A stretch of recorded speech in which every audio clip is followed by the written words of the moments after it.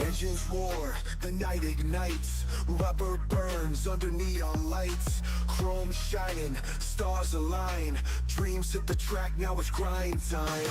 Wrapped tight, tailpipes glow, pit stop precision, gotta keep that flow. Crowds a jungle, hearts in the choke, lap by lap, adrenaline spoke. Speed kings, chasing that checkered crown. Under the moon, we don't slow down. Saturday nights, we ride, we fly. Premium league, we touch the sky. Pedal to metal, no brakes in sight. Racing forever in the glowing night.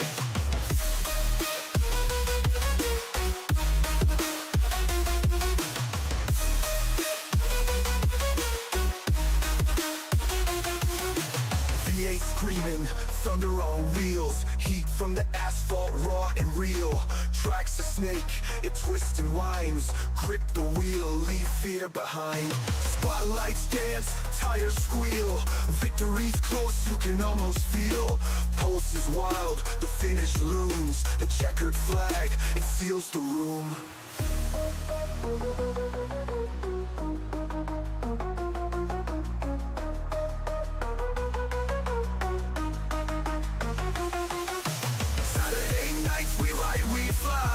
Premium league, we touch the sky. Pedal to metal, no brakes in sight. Racing forever in the glowing night.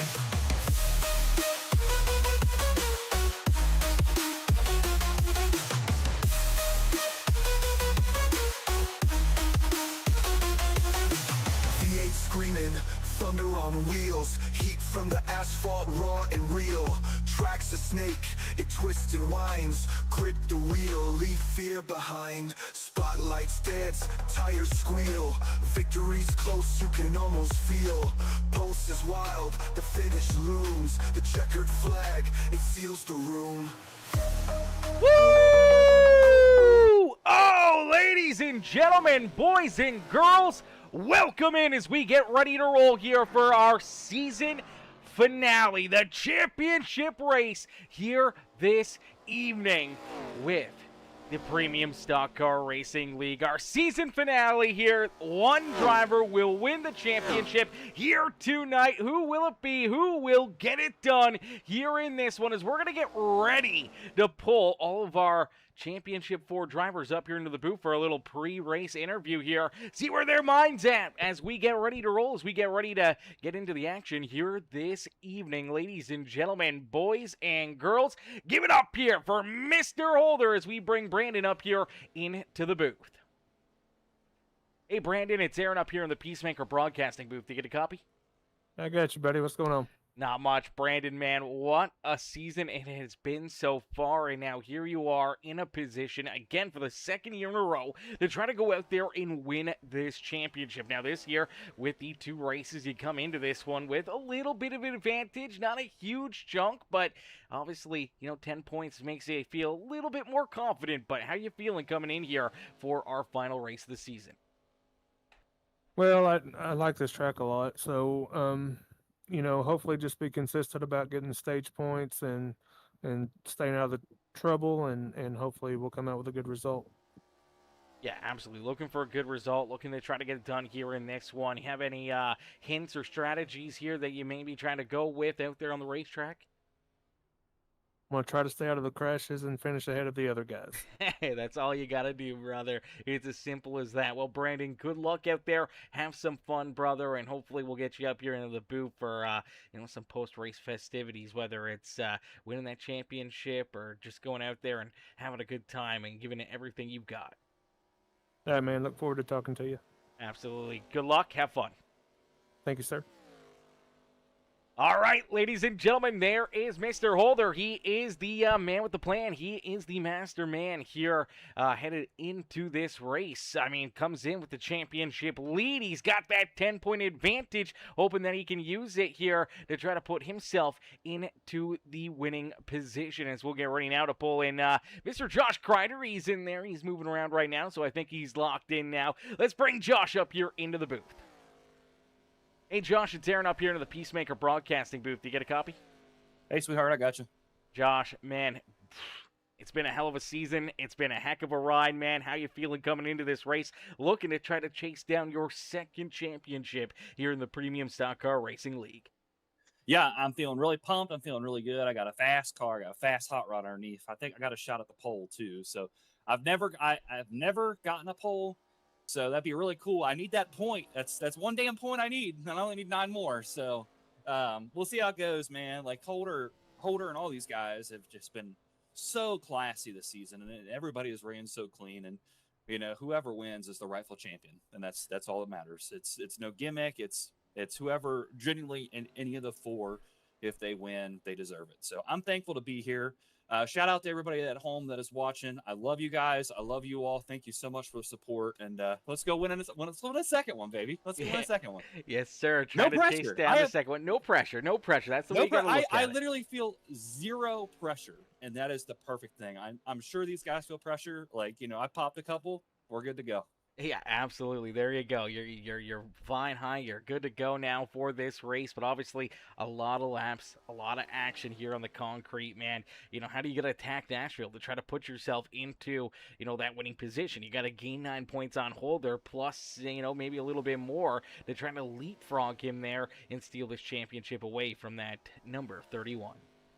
I'll tell you what I'm going to do. I'm going to beat him by 1 position in the first stage, 1 position in the second stage. I'm going to lead a lap and finish 3 positions ahead of him. I'm going to finish second. He's going to finish 5th, and I'm going to win the championship. All right. Hey, well, you know what? If that is a premonition, man, then someone's going to have to put some money on that one. Someone better get a hold of DraftKings right now. Let's put some money onto it.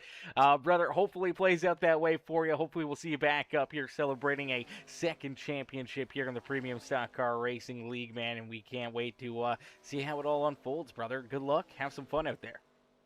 All right. Thanks. God bless. Alrighty, ladies and gentlemen, give it up there for Mr. Josh Crider. Is Josh going to get ready to rumble here? He's looking to try to chase down his second championship here in the Premium Stock Car Racing League. Well, the other 3 are looking for their first. As we'll get ready now to pull in a driver who came in looking like he was on fire, had a rough go at Chicagoland. Unfortunately, not the performance that he was looking for in our first of 2 championship races. Comes in kind of as the underdog now. 17 points back of Brandon Holder for that number 1 position, so he's going to have himself a really good night. Well, Holder, Crider, Merriman have themselves fairly mediocre afternoons. So we'll have to see what the game plan is here for Mr. Burke. Hey, Wesley, it's Aaron up here in the Peacemaker Broadcasting booth. To get a copy? Hello. Wesley, man, you head into this one back there a little bit farther than you wanted to be. Obviously, a rough week last week, and now you got to play catch-up, and you got to try to find 18 points to not only catch Brandon Holder, but to leapfrog Holder there for that number 1 position, man. What's going through your mind heading into our championship finale here this evening? I mean, I just got to score a lot of stage points. A lot. Got to, win both stages, and then got to get a good finish. And just got to hope something happens to Holder. If not, I'm probably out of it. Maybe something like last season happens. I don't know.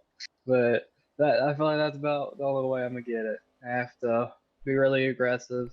This is not a track I like. I just don't like this track. I'm not a huge fan of concrete tracks, and this has got to be the worst one. So, I mean, track temp feels okay. I'm glad that it's hot, so you can get it on the right rear a bit, but I don't know. We'll just have to see where it goes. Yeah, absolutely tough position, trying to play catch up in a really odd spot for you, because so far in these playoffs up until last week, it's been all Burke almost every single race out there. You came in with such good momentum. Obviously, things went astray there last week, and now you're kind of on your heels here. Obviously, a whole different kind of a feel, a game plan going into this race, knowing that you were ahead of the game for so long, and now you're back there just trying to stick with these guys and hoping to try to leapfrog them here, but unfortunately not 3 races, only 2 races, and that makes it just that much tougher. Yeah, definitely. I just, got spun out last week, and it just, derailed me. And then I tried to save the fuel like Gaston did, but because I wasn't saving the first 10, 15 laps, I wasn't able to save enough, and I ended up having to make another pit stop. So, kind of sucked, but Yeah, definitely not the good luck or the fun that you were hoping for there last Saturday night. But here in this one, man, obviously going to need a lot of good luck. Going to need things to go your way, and hoping that you can park that 09 ride back up here in the Premium Stock Car Racing League victory lane as you chase down your first championship here with the PSCRL. Good luck out there. Have some fun, and maybe we'll see you back up here in the booth at the end of the night. I hope so. I've been trying to win championships. I've done like 10, 15 leagues, it feels like, in so many seasons. I've never won a championship, so hopefully tonight will be the first. Absolutely, brother. Well, hopefully it plays out into your favor, and hopefully we'll get you back up here as our champion here this year. Going to be tough, but if anyone can do it, man, we know it could be you. Yeah, hopefully. Beauty, good luck. Have fun out there. You have fun up here. I certainly will. All right, ladies and gentlemen, boys and girls, give it up there for Wesley Burke as Burke comes home in... he's in that fourth position coming into this race. He's in the championship 4. He's looking so strong all year long, but just needs that little bit more. As we'll get ready, we're going to jump up with Sean Merriman here, and we're going to get our last championship 4 driver up here into the booth. Let's get Merriman up here right now. Hey, Sean, it's Aaron up here in the Peacemaker Broadcasting booth. Did you get a copy? Yes, sir. I got you. Sean, man, obviously coming into this race a little bit farther behind the 8-ball, just like Mr. Burke. So you come in here in our season finale, that championship race. You need things to go very, very good here for you tonight, man. How are you feeling coming in to this championship race and your chances here of potentially trying to seal this championship away from Crider and Holder? I'm just looking to have some fun, have a good race, hopefully get a good finish. But in terms of championship chances, I think I need Brandon and Josh's and Wesley's power to go out or something like that. Hopefully they all live on the same street or something. Power go out in that neighborhood or whatever and give me a chance. But I think 16 is too much to try to make up in one race, especially against 3 guys who are going to finish probably top 5, top 6 anyway. So just looking to have some fun and do the best I can and not mess up anybody's race and watch the fireworks, I guess. Yeah, absolutely. Well, hey, you can never count yourself out, man. There's always those fireworks that can start to fly, late in these races, especially if there's a couple late race caution flags and a couple guys are stacked on top of one another and they know that, hey, you know what? I only need this few extra points to potentially try and win this championship. They start pushing a little bit harder. I mean, we look back at last season and the craziness that happened in the closing laps there and how, 72 right at Gaston kind of stole that championship away from those guys from deep in the field on the final lap. Yeah, the only difference was that was a winner-take-all situation, so True. we were chasing points, and I don't know. If I don't finish in the top 3 in both stages, then I think chances are out the window from there. But like I said, just going to have some fun, and I love racing with these guys. Normally races are clean, nobody complaining, crying, fighting, doing dumb stuff out there. They're good races. So looking to wrap the season up and look forward to starting the next season in a couple weeks. Yeah, absolutely. Only a couple weeks away from that next season where you can get back into the grind and try to put yourself right back into the same position, chasing that championship. Maybe, next year could be, the opposite way around. You could be sitting there in the top spot with that 10-point cushion and just trying to come into this championship race with that little bit of a lead and just trying to sail out of here with that championship. But obviously here in this one, you got your work cut out for you. Things need to go perfectly your way. I think for Burke as well is right there in that same booklet. You just gotta hope for the best and kind of just go out there and run your race, try to do the best that you can, and obviously maybe something catastrophic happens there to Holder and Crider that could potentially put you guys into a battle for the championship. Yeah, it's a luck of the draw. I mean, it was 2 tracks that I wouldn't consider myself any good at that in this final 4 round. Like, I don't know why I can't figure out how to make speed at Chicagoland. So I knew that was going to be a struggle, and kind of strategy wise, didn't play a very smart strategy and gave up a lot of points there. So coming here, I think I've only ran the ARCA car here once, so I really don't know what to expect. I think that was also shot myself in the foot with strategy that time too, so didn't really learn a whole lot. So give it all I can, but I mean, whoever, Brandon, Wesley, Josh, whoever wins, I mean, they deserve it. It's this the top 8, 10 people in this league are dogs. I mean, they're really tough to beat. So to come out on top in this league, you have to be on it, and it's very well deserved whoever takes it home. Absolutely, brother. Definitely going to be exciting. It's definitely going to be fun, and obviously a very deserving champion here this season. Sean, good luck out there. Have some fun, man, and hopefully we'll see you back up here in the booth at the end of the night. Appreciate it.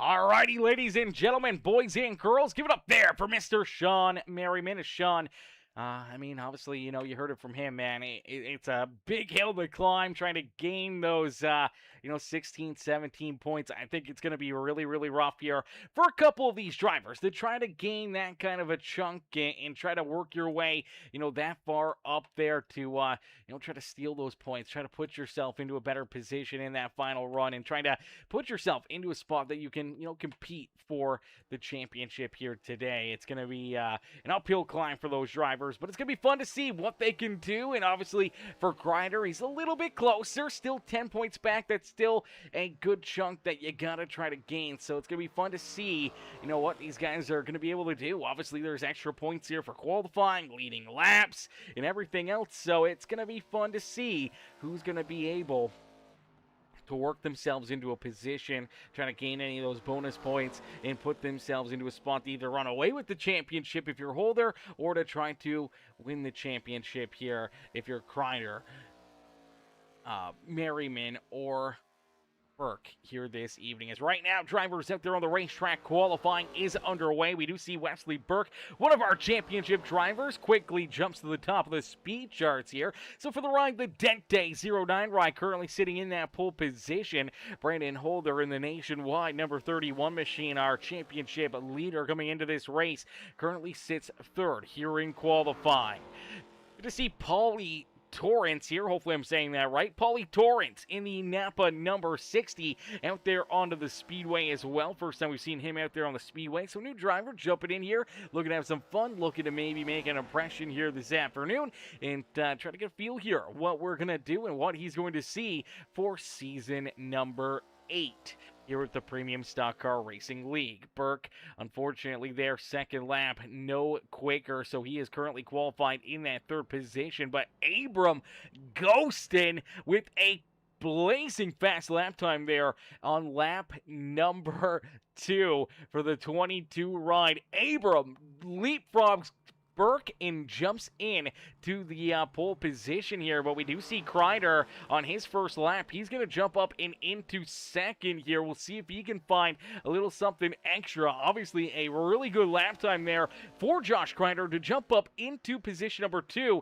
here in this qualifying session, but needs a little bit more if he wants to knock Ghostin out of that pole position here this evening. And down across the line there, a little squirrely. We'll see as he crosses the line where that may put him. Unfortunately, that was a little bit slower of a lap. So Abram Ghostin with a blazing fast lap time, man, and my gosh, that is another pole here for Abram. As Brian Underwood says, Ghostin fast every week he races. Yeah, he definitely races, man. He has been a pole position merchant the last little while, man. He has been jumping up there, stealing that pole position from pretty much everybody the last little bit, man. He has been just stepping up his game, man. He has been doing really, really good lately, and it's great to see that a driver came in here, kind of off a little bit on pace maybe at the start of the year, but has progressed more and more and more here, and now starting to be one of those, front runners and looking to be a threat every single week when we come to the speedway. We do see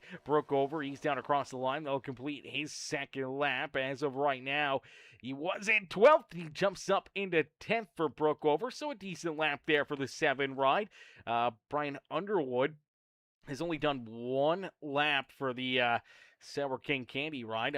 Wonderwood's in the chat right here, so I'm not sure if he's going to get back out there. And Jeremy Jeffries, unfortunately, has not qualified as of yet. Sean Merriman qualified back in the 9th position. So, unfortunately, for any of our playoff drivers, any of our championship competitors, Crider, Burke, Holder, and Sean Merriman, none of them get the extra point for winning the pole position. So, it's not going to help nor hurt them here this evening. So, I mean, it's not quite a win, but it's not quite a loss there if you're Crider, Burke, or Holder, maybe even for Merriman. Unfortunately for Merriman, he is going to start a little bit farther back from the other three, and that's going to put him into an even tougher position. As Brian Underwood says, nah, we going to have fun going for win number 6. Going for win number 6, he says.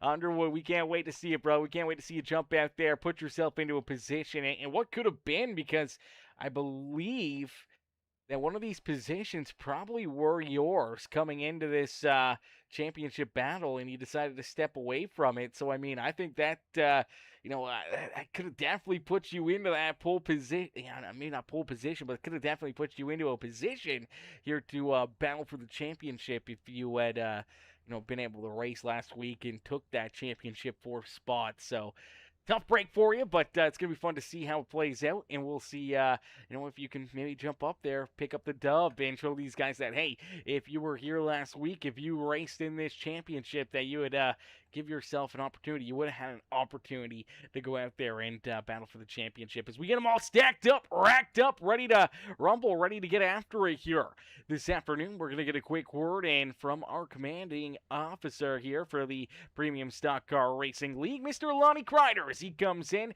with the command of fire engines. It's the final night, the championship. Somebody will take home the big trophy tonight. So good luck to all you guys. Hey, I'd like to thank all our sponsors and all the drivers that supported this season. So try to come back next year, pass the word along. Hey, if you know anybody who wants to sponsor, hey, tell them. Sponsor this thing and help out everybody. Thank the announcer. What a great job he done. I understand he's coming back next year. Hey, this is Lonnie Crider. It's been great to be with you to start your engines every week. Have a great race. Good luck to the guy that wins tonight. Start them engines and let's go racing. Alrighty, shout out there to Mr. Lonnie Crider. Lonnie, always great to see you hop in here. Give us some words of encouragement and, talking and getting ready to rock and roll and giving these drivers their command to fire engines and get rolling out there and have a good time and some good fun here on the simulator and out there on the racetrack, man. It's going to be great to see if they can, put themselves, maybe Crider. I mean, Crider's going for that championship, man. I'm sure Lonnie would love to see Josh get his 2nd championship here in the Premium Stock Car Racing League. Huge shout out there to Mr. Lonnie Crider, man. Huge shout out there to Lonnie, man. We can't thank you enough for all the love and support you have here, not only for Peacemaker Gaming, but for the Premium Stock Car Racing League. As here we go, ready to rock and roll from Nashville Super Speedway. It's Abram Ghostin. Josh Crider will lead us to the green flag. Burke, Holder, Gaston, George, Smith, Robbins, Merriman, and Brookover are top 10. They will see the green flag fly as our final race of the season is underway here for the Premium Stock Car Racing League. So our season finale has gotten started, and look out already. We see a one driver sideways down through the grass. It is the number 72, Jonathan Gaston, the Punisher ride. Vengeance is his, and unfortunately, Vengeance here down through quarter 1 and 2 did not work out into his favor as he went for a slide. Luckily enough, able to keep it pointed the right direction and hangs on to the race into a good position where he's not wrecked, no damage. That's a great spot there for the number 72 ride. Obviously hates giving up all that track position this early in the race, but we do see Abram Ghostin able to lead lap number 1. So Ghostin sitting pretty right now. He does have 3 of our championship drivers right there on his back bumper, with Josh Crider in that 2nd position. Wesley Burke there in 3rd, and Brandon Holder, our championship leader, sitting back there in that 4th spot on the speedway. Kevin Cock Hawkins. Great to see Kevin back out there on the racetrack. Kevin rolls in that 5th position with William George in the 24 ride back there in position number 6. Farrell Robbins there in 7th, and then we do see Willie Smith out there in that rowdy number 75 ride. Brooke over in his Reese's number 7 right there in 9th. And rounding out our top 10 in the 60, it's the newcomer here, that beautiful Napa Care number 60 ride of Paulie Torrance. Torrance there in position number 10 with John Sheen, Danny White, and Sean Merriman, our 4th driver in the championship 4. Unfortunately mirrored back here in about the 13th position. Unfortunately, it has fallen back 4 spots from the get-go here, but this could all be strategy out of Merriman right now. You do see Jordan Crider a little farther back there in his NLM Pony Express in number 33 ride. Brian Underwood's back there trying to keep on working his way forward as he's looking to chase down win number 6 here on the season.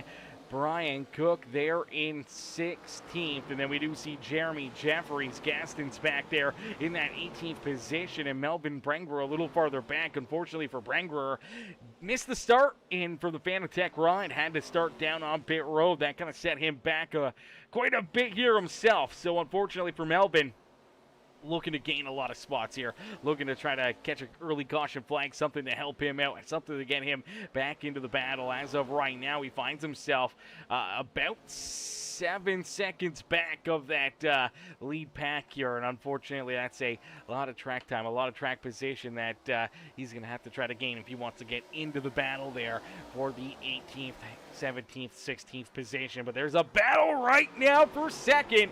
Josh Crider has it. The 31 of Brandon Holder wants to take it away from him. Burke is right there. 3 of our championship drivers parked right on top of one another, and that's exactly what Abram Ghostin wants to see. Abram absolutely locked in here this evening at Nashville Super Speedway as the 22 ride looking to try to put himself up and into victory lane and try to steal a little thunder from our championship drivers here this evening. It's Ghostin, Crider, you see Burke and Holder there, 3rd and 4th, door to door back there for that 3rd position. Burke up high, Holder down low. Holder trying to work his way into 3rd, trying to clear that 09 ride, just can't quite get it done. And this is where tire wear is really going to play a factor here. Trying to run these different lanes, trying to push and do, crazy things early on in this race can definitely chew away at your tires. And as much as things move quickly here at Nashville, you got to be able to survive here on the concrete. This concrete chews up your tires. It can set you back in a quick hurry. And if you're losing, massive positions late in the run and giving up a huge chunk of these points, could definitely set you back a lot out there on the racetrack. As here we go, we see Burke trying to take a big run down to the inside here of Crider. Here comes Burke, the ride, the Dente 09 ride, trying to make the move around the 5 machine as the Rubbered Up Productions Season 2 champion here in the Premium Stock Car Racing League. Josh Crider will hold them off as we do see Jordan Crider hit pit road here. So Jordan Crider in the Pony Express, No Luck Motorsports number 33 ride does hit pit lane here, and I'm not sure, it doesn't look like any damage on Crider's car, so I'm sure Jordan maybe trying to just flip the script here, try to flip the stage. Some drivers may be a little bit shy on fuel when it comes to the final 10-15 laps of this run. Fuel could definitely play a factor in this race. You look back at last week and how how last week ended up for a few of these drivers, and it says Josh Crider, aka Jimmy 3 times loser. Yeah, that's the one, Adam. That's the one. That's the guy. I mean, hey, you know what? He pokes fun at you on Sundays. You can jump in here and poke fun at him on Saturdays. Tit for tat. We absolutely love it. How are you, Mrs. Alessandro? How are you? Hopefully you're having yourself a wonderful wonderful Saturday night. As Abram Ghostin, though, out in front, continue to lead the charge. Crider there in second. Holder has been able to work his way around Wesley Burke for position number 3, but Burke trying to battle back, taking a peek down to his inside. Seeing if he takes this Chili's machine down to the inside of the 31. Doesn't look like he's going to take that run. He'll try to line him up, set him up here, and see if he can try to take a big run down into corner number 4. Get this run down into corner number 1 to try to make this pass. It doesn't look like he'll get there in time, and Holder solidly now into that 3rd position out there on the speedway. Burke there in 4th as Farrell Robbins up into the 5th position. You're trying to chase down our top 4. So isn't that beautiful? Great Lakes Sims number 24 ride. The Great Lakes Sim Charity Cup Series, the 24 ride, sits there in that 6th position. Paulie Torrance back there in 7th with Danny White, and Underwood there in 9th. Well, man, Underwood's picked up 9 positions from the drop of the green flag, man. That is a hell of a move for Brian Underwood, showing he's got a lot of speed, a lot of pace here in this one, as Anna says, just got home from work. Thanks, Peacemaker. You know it, my girl. You know it. Hey, we absolutely love that. Hopefully work wasn't too much of a hassle or too much stress for you. Hopefully it was a nice, easy shift, and you were able to just kind of sit back, relax, and enjoy your day and not have to work too hard. We don't want to see Anna working too hard. Just a nice light day for you. Hopefully it was nice and easy and not stressful at all, as Underwood looking to try to put some stress on some of these other drivers as he's working his way through the field. Started back in 18th, now finds himself in the 9th position and looking to keep on working his way through our top 10, as Brooke over back there in that 10th position has already seen that 6th run go by, and so has pretty much everyone else back here behind him. Willie Smith, Kevin Calkins, John Sheen, Jeremy Jeffries back there in 14th, Brian Cooks in 15th. We do see Jonathan Gaston there in 16th, and unfortunately here, or maybe fortunately, trying to play a little strategy, Sean Merriman, one of our championship competitors, had also hit pit road back here deeper in the field. So Merriman already playing a little bit of strategy here, hoping that it works into his favor as he was down pit road. Lap number 10. Woo! All right. We see it. We see the strat. Okay, so if my math did serve me right, I'm assuming that these drivers can probably make it somewhere around that, 30 to 35 lap marker here in a tank of fuel. So if that's the case, I mean, if you're the 18 ride, if you're the 9 of Brenger, or even the 33 of Jordan Crider, you're trying to flip this stage and hoping that you can try to put yourself into a position that you can, maybe leapfrog some of these guys after their green flag pit stops here later in the stage. Now, right now, you're just in a tough position because you gotta hope you stay, one in the lucky dog spot and hope not to see a caution flank here that could keep you trapped back there deeper in the field or kind of ruin any of the strategy you had to try to leapfrog some of these drivers here in front of you. Anna says, love my job. I took the Nerf gun to work and had a blast with it. Oh, let's go. Let's go. Anna out there with the Nerf gun, just, enjoyed her day and wreaking havoc and, having some fun there with their co-workers. Man, we love that. We love that, Anna. We love that you get a job that's like that you can have that kind of fun, that kind of relaxation and that jest and everything else with your co-workers. That's absolutely wonderful. We love to see that, and we love to hear that you had a great day there at work. As right now, we're at work and we're seeing a heck of a show here as our top 4 at the front of the field being led by Abram Ghostin. Man, Ghostin has just been locked in here. The last few weeks, man, this 22 ride has been super duper quick. He just continues to get better and better every single day of the week, man. It seems like this 22 car just keeps getting better every single time we see him out there every Saturday night. And here, towards the end of the season, here he is. He's been leading laps. He's been winning a ton of pole positions. He's been showing an absolute insane amount of speed out of that 22 ride. As here we go. We do see Brandon Holder. Looks like he's going to split this stage. He hits pit road here on lap number 20. So halfway through our stage, the nationwide Mountain Dew Exalta number 31 of Brandon Holder hits pit road here, so he makes his first pit stop of the day. Looks like the Punisher 72 of Jonathan Gaston is going to join him here down pit road. As Anna says, life is too short not to have fun. That is absolutely correct, Anna. That is absolutely correct. Life is way too short not to have fun. That is for certain. And, man, life would be so much better, you know, with a lot of money in your back pocket. Life would be absolutely so much better, not having to work every single day. I feel like that would be a lot of fun to me. That would be a lot of fun to me, not having to work every single day, just being able to be up here in the booth doing this and having some fun with you guys in the chat and just enjoying our, you know, our days, you know, here online, even doing some in real life content, man. That's fun to me. But instead, nope, you know, I gotta go where the pay is and where the money, you know, keeps the lights on and the internet on here, so we can keep doing these broadcasts, keep having our fun at nighttime, and you know, we're up there digging holes and mixing concrete, dealing with asbestos and everything else, and just probably taking years off my life and making it even shorter and still not having that much fun, except for when we're up here in the broadcast booth. But nonetheless, we'll continue to keep on battling as we do see these drivers battle, as we see we did see Burke hit pit road there as well. Here he comes back out of pit road. We'll see where he gets kind of lined up with Brandon Holder, as Holder down through corner number 1 and 2 down the back straightaway here. Looks like Burke is going to come out in front of him here. So a really good pit stop there for Burke. And unfortunately for Paulie Torrance, first race with the Premium Stock Car Racing League, looks like he will be nabbed here. Pit road penalty there for the number 60 ride. Pit road penalty as well for the 72 of Jonathan Gaston. So unfortunately, last season's champion and the newest driver here in the series, Paulie Torrance, both running into some pit road issues here, and both gonna have to try to pedal back early in this race from those problems. But we still wait for our top two to hit pit road here.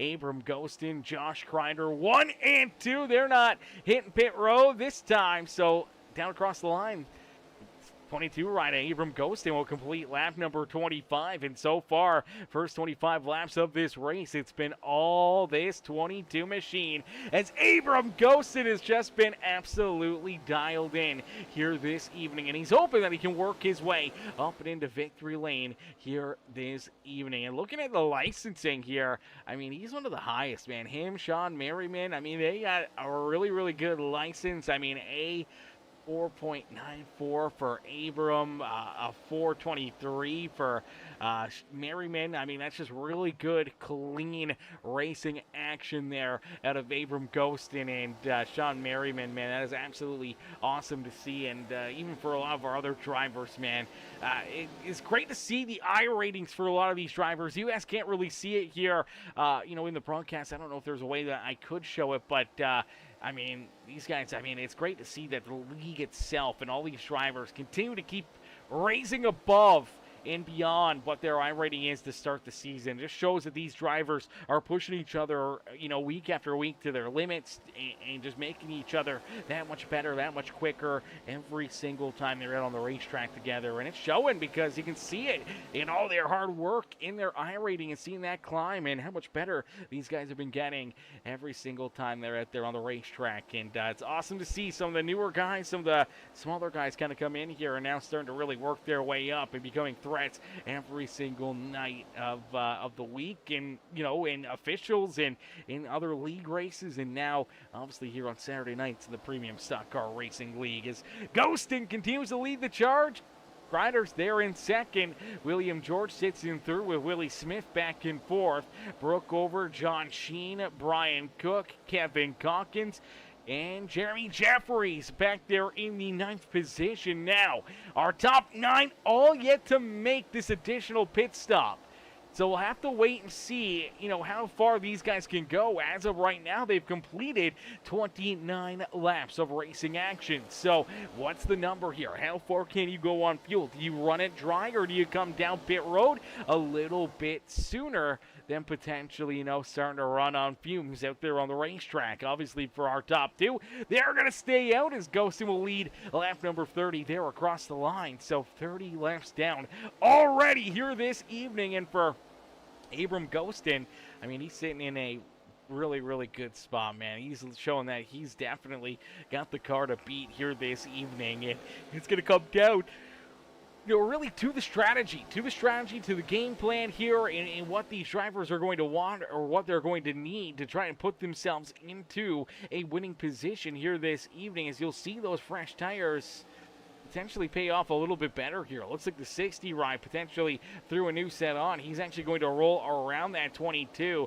of Abram Ghostin, or maybe Ghostin just felt, hey, you know what? Let's let this guy go by, get a lap back here, try to help him out a little bit, as we didn't want to have him locked, too far down. But unfortunately, I think here it's not going to matter. I think for Paulie Torrance and Jonathan Gaston, both drivers are going to be multiple laps down here. Depends on when our drivers hit pit road. As here we go. We do see William George hit pit lane. Kevin Calkins also down pit side in the Blue Bulls number 11 machine, but William George in the Great Lakes Sim number 24 ride, he hits pit lane as well. So we're down to only 7 drivers yet to make their green flag pit stops, including Abram Ghostin and Josh Crider. But here we go. We see them both hit the apron, get checked up. They slide down into the pit lane. They got to get checked up. You do not want to get caught speeding. It could end your night, but you do see Crider was able to gain just a bit right there to draw into the back bumper of that number 22 ride. Willie Smith also down pit side. John Sheen and Brian Cook in the beautiful Discount Tire number 78 ride here this evening. So Cook in the Discount Tire 78 ride here today, as Brookover's going to stay out. Jeremy Jeffrey's going to stay out here a little longer as well.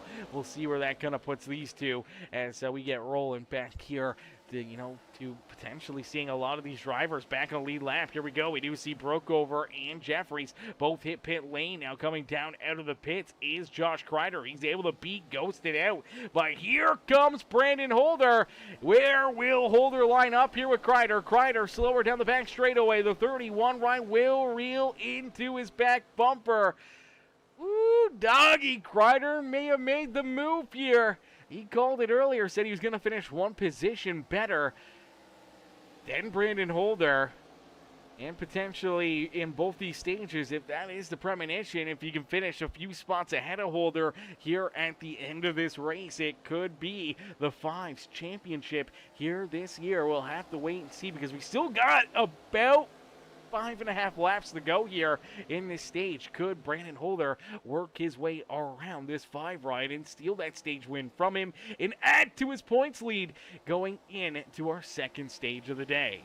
It's Wesley Burke a little farther back there in position number 3. Abram Ghostins there in 4th. And then we do see Sean Merriman back in that 5th position. So for Sean, that strategy making the earlier pit stop did work out a little bit into his favor, as we do see Jeremy Jeffries with the black flank here. Unfortunately, penalty down pit side. And for the 7 ride of Nathan Brookover, also a penalty there for the 7. And he's going to go around here trying to get back down pit road.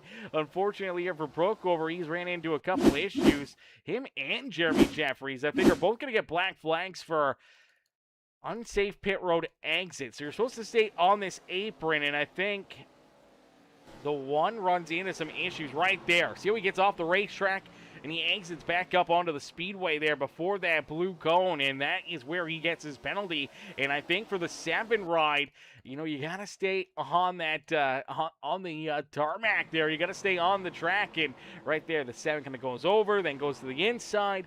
Nonetheless, it gives him a penalty as well for an unsafe pit road exit. So both drivers have to serve penalties here, and now that's 4 drivers in this first wave of green flag pit stops that have ran into issues. As we take a look here, Holder makes the move and gets around Josh Crider. Let's take a look back at it. Let's see the move, as it looks like that 31 just able to get a good run down to the inside here of Josh Crider. They're door to door down through 1 and 2. There's a little bit of contact, a little bit of rubbing and scrubbing, and now they're gonna drag flank race down the back straightaway. And you do see the 72 ride of Jonathan Gaston giving a shove there to that 31 of Brandon Holder to give him the edge, that extra little bit of a run down into corner 3 and 4. And that's exactly what Holder was able to use to jump out in front and now has the race lead, not only gaining a bonus point for leading a lap, but now looking to try to win this stage and potentially put himself into a golden opportunity here to stretch out that points lead a little bit more between himself, Crider, Burke, and Sean Merriman out there on the speedways. Holder down through corner number 1 and 2. He'll take us down the Nashville Super Speedway back straightaway and in to corner number 3 here this evening as they exit that third corner down through corner number 4 and across the line. Here for the 31 of Brandon Holder, our championship point leader coming into this race, will add to his point lead here in our season finale as he wins stage number 1. So Holder wins the first stage of the day. I believe Burke was able to steal second there from Josh Crider at the line. We'll have to wait and see how iRacing scores it, because I believe it may put Crider back just in front of Burke here. We'll have to wait and see how they score that, but I do believe there it is. So Burke does finish third, Crider finishes second.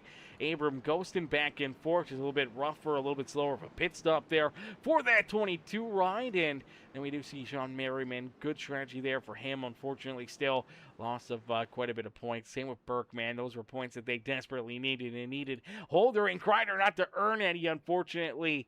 Not going their way so far here this evening, as that's going to add to Holder and Crider's advantage over the 09 and the 18 riders. Here they come down pit road, so they're all going to make these pit stops. A lot of these drivers looking to get fuel and tires this time. I believe everyone pretty much went for tires only. This number 1 rider, Jeremy Jeffries, will get the lucky dog, the free pass back on a lead lap. Now drivers like Paulie Torrance and Jonathan Gaston looking for the wave around here, looking to try to gain a lap back. Broke over. He hits pit road as well, but we do see tires going onto these cars, and these guys getting their things fixed up, getting fuel, getting tires, getting everything else that they desire, and it looks like the 5 rider, Josh Crider. Woo! Actually, Danny White with a blazing fast pit stop right here. I think Danny comes out in first by a long shot. I don't know if he took tires or just fuel.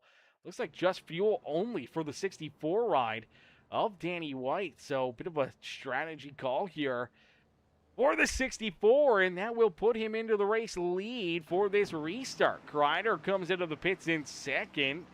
Holder back in third with Wesley Burke, Abram Ghostin, our top 5. Gonna get ready for this restart here. It's a bit of a wild one right there. That's a bit of a crazy pit stop, and definitely some crazy choices for, the 64 ride of Danny White to make such a late call there, and obviously make that big strategy call to go fuel only. Maybe took tires during the green flag pit stop.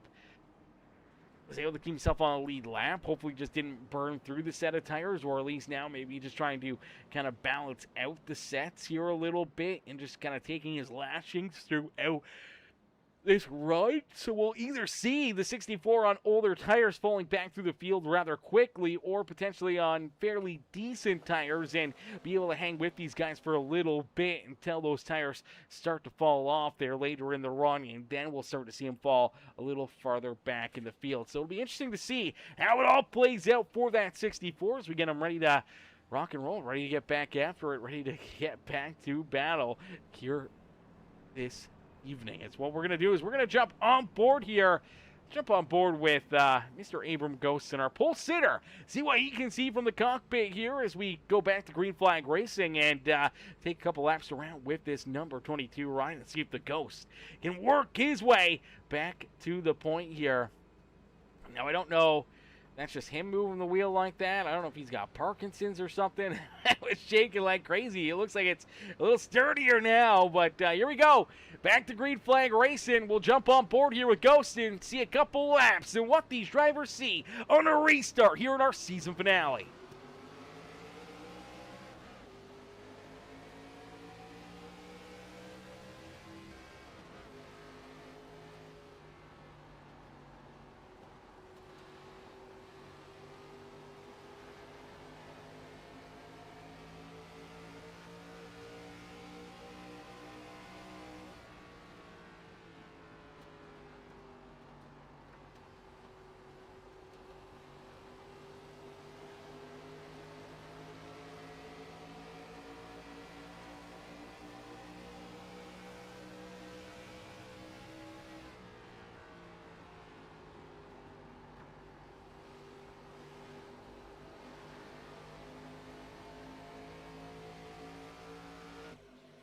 Alrighty, a great look in and on board there with Mr. Ghostin, as Ghostin does lose a spot there on that restart. As Sean Merriman able to jump down in front of him, but jumping out in front of the field and taking control of this race, it is the number 5 ride of Josh Crider.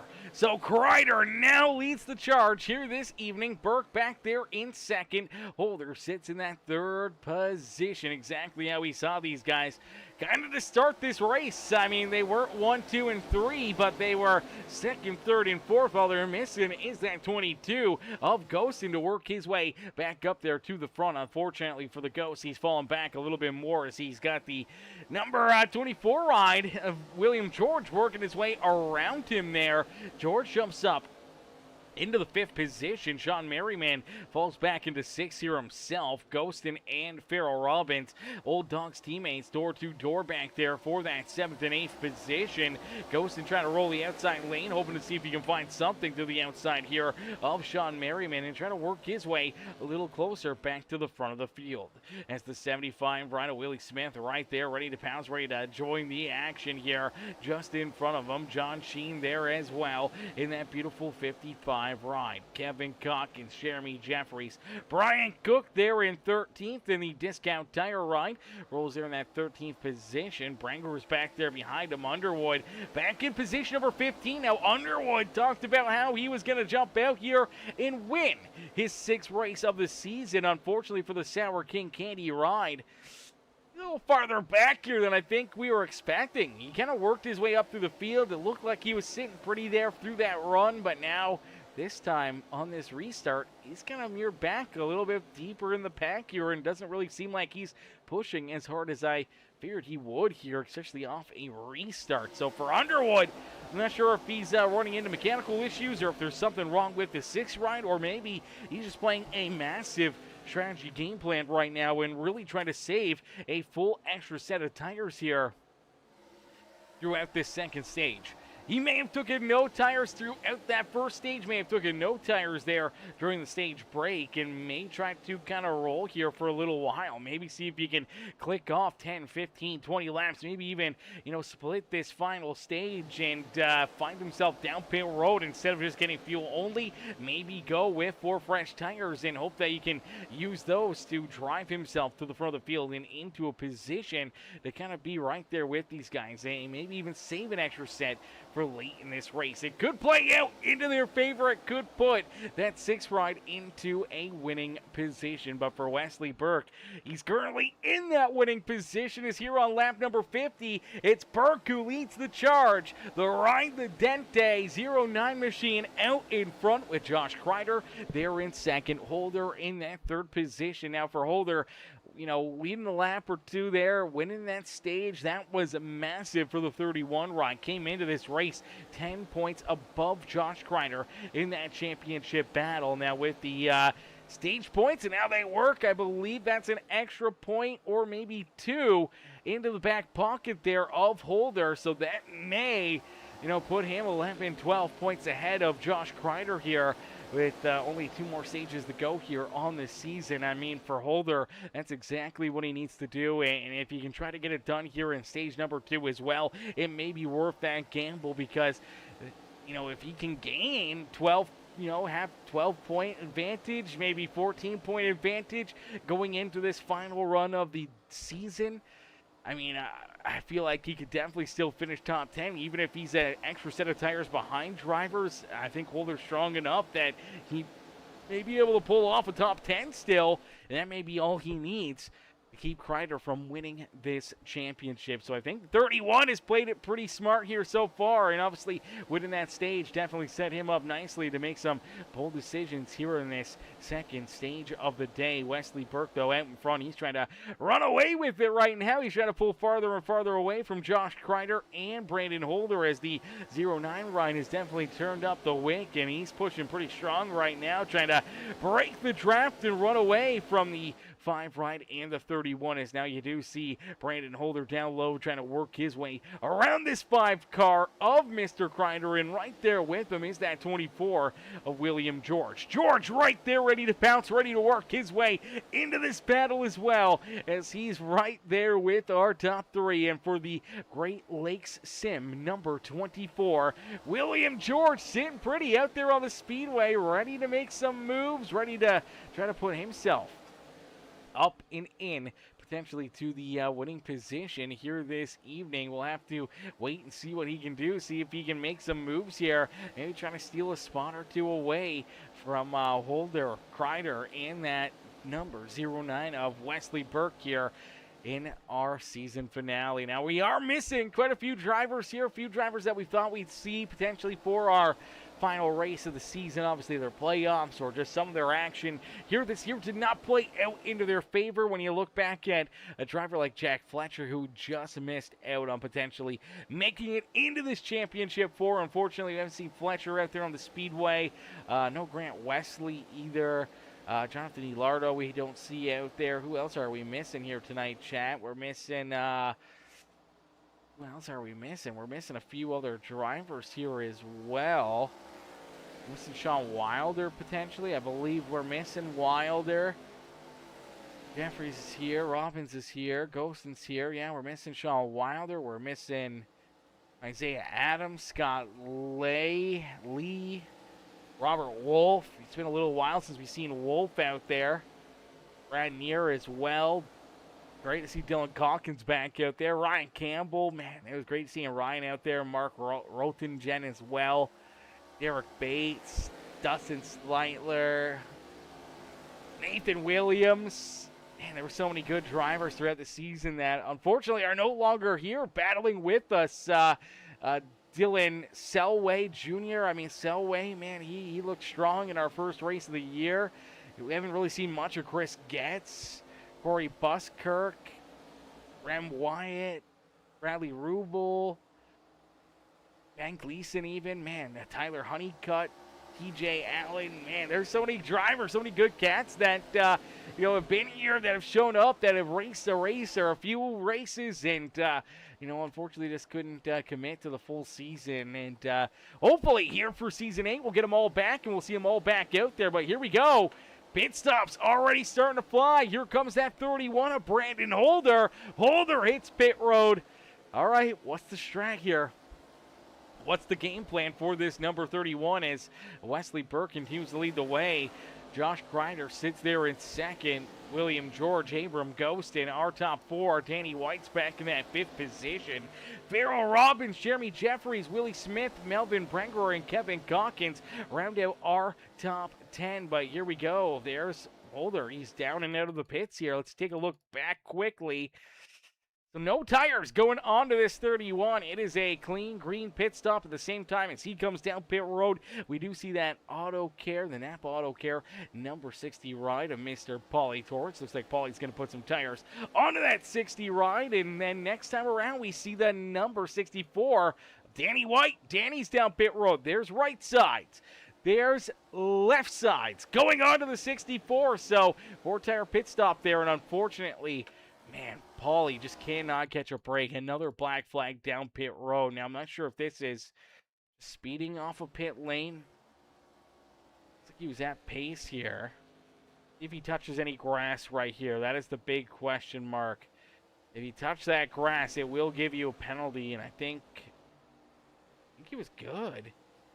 Maybe speeding, maybe pit road entry may have given him some hassles, may have put him a lap down out there on the racetrack. That is a heartbreaker, as we do see Josh Crider, William George both hit pit road here. So our second and third place driver hit pit lane. So Crider will hit pit road, so won't William George. Paulie Torrance serving his penalty again down pit lane, and unfortunately for that 60 ride, going to set him back a little bit more here this evening. For Wesley Burke, he's out in front. How long will Burke continue to kind of roll out there? Where will this put him as things kind of cycle through? And will they cycle through, or will an untimely caution flag kind of set some of these other drivers back? Because we do see William George, Brandon Holder's right there trying to roll around him. Josh Crider a little slower out of the pits right here.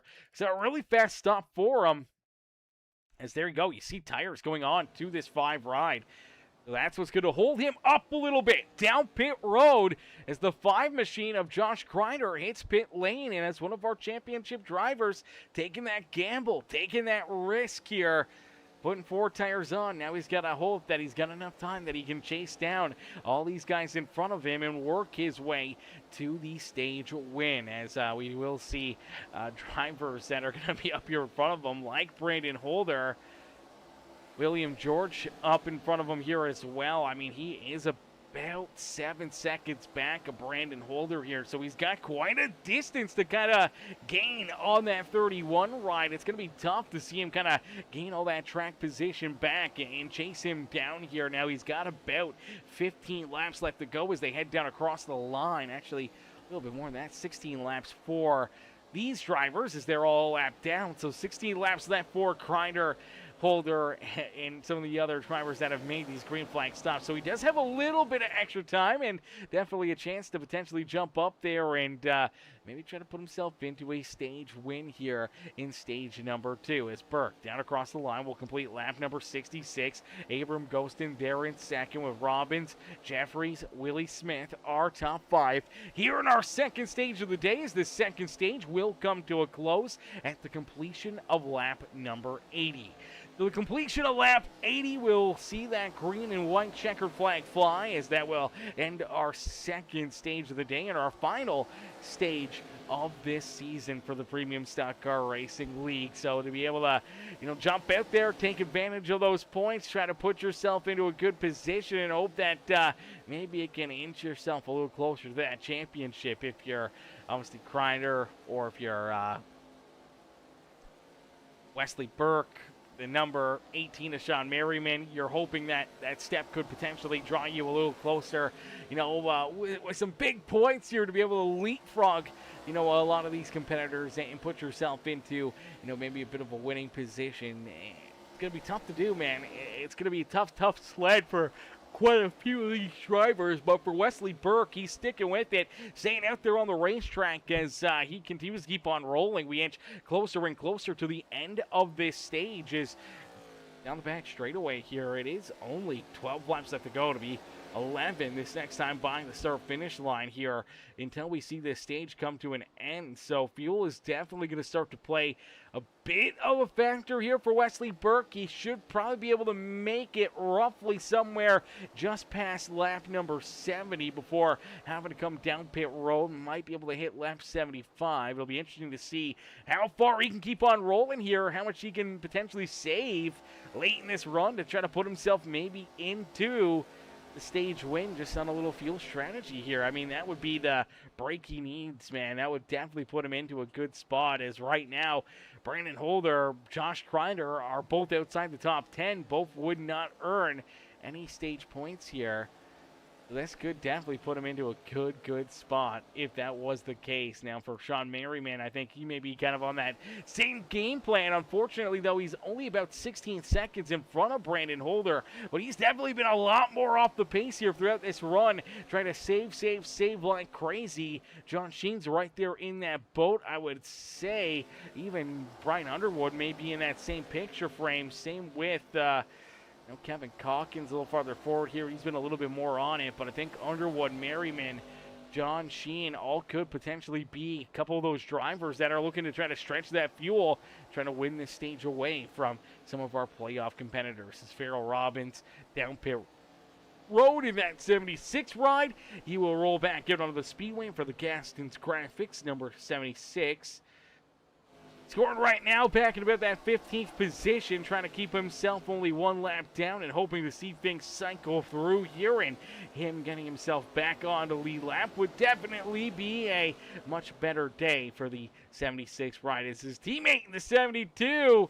Oh, baby, here comes Gaston. Gaston flying right on through there. Got the apron, luckily enough, able to keep his foot in the throttle in 6 right there with his Old Dog's teammate in that 76 run. Now Kevin Calkins in the Blue Bulls 11 machine does hit pit road here on lap number 72 as we inch closer and closer to this green and white checkered flag. I mean, Burke is just doing what Burke needs to do here, I mean, you got to wonder, has he saved enough fuel? Was there even an opportunity for him to make it to the end of the stage on fuel? And the big question mark will be, is you may be able to make it to the end of the stage, but then you got to make it 2 or 3 more laps under yellow before pit road is open, and you get the A-OK from NASCAR to actually hit pit road here. So it'll be interesting to see kind of how this plays out for a few of these drivers, because I feel that the fuel-saving strategy may be the stage-winning move here. That could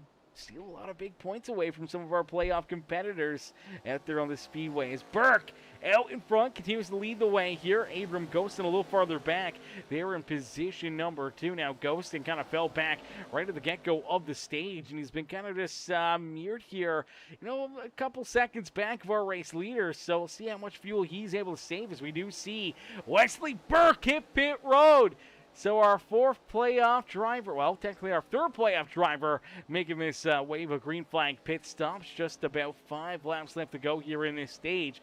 Burke will hit pit road. We do see Jeremy Jeffries also down pit side in the Monster Energy number 1, and Brian Cook in that Discount Tire number 78 also hit pit road. But for Wesley, quick pit stop here. We'll see where he kind of comes back out, if he's able to, you know, kind of hang with Brandon Holder, William George, Josh Crider, and put himself into a position to try to win this stage. But here comes Holder, here comes George, and not too far back behind them, you do see that number 5 ride of Josh Crider. So he's looking to chase them down. Here comes Abram Ghostin with only 4 laps left to go. He'll hit pit lane as Willie Smith, Brian Underwood, Sean Merriman, and John Sheen all yet to make this additional pit stop here. So we'll have to wait and see if those 4 are playing that strategy, trying to save fuel, trying to put themselves into a good spot to try and steal this 2nd stage win away from one of these other competitors. Says Brandon Holder,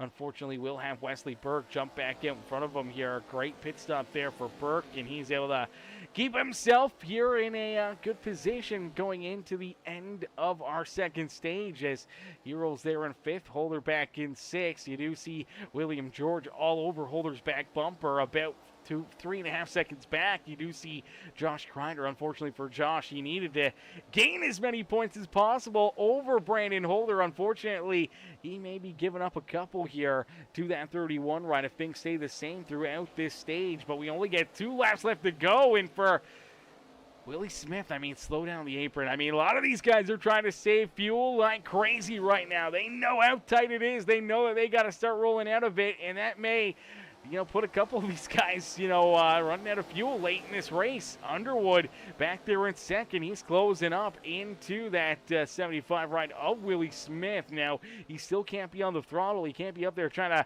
steal the race lead away from him. But all of a sudden, here we go.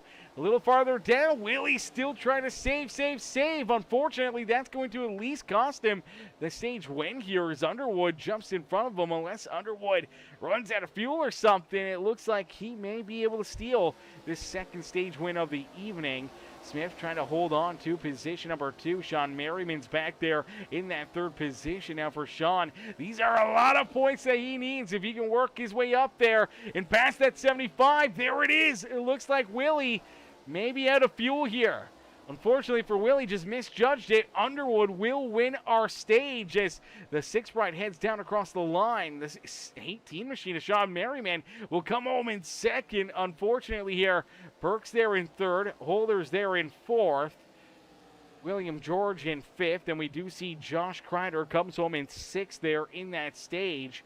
John Sheen, Danny White, Jeremy Jeffries. Looks like Willie Smith somewhere in there in that 7th or 8th position as he strolls down pit road here and into his pit stall to get some fuel and tires. Now, he is in the wrong pits. No, he's in the right pit stall. He's the 75, not the 24 ride. I got those mixed up there for a second, but he is able to hit pit lane. Unfortunately, it's probably going to hurt him more than it's going to help him here. Was able to lead some laps there.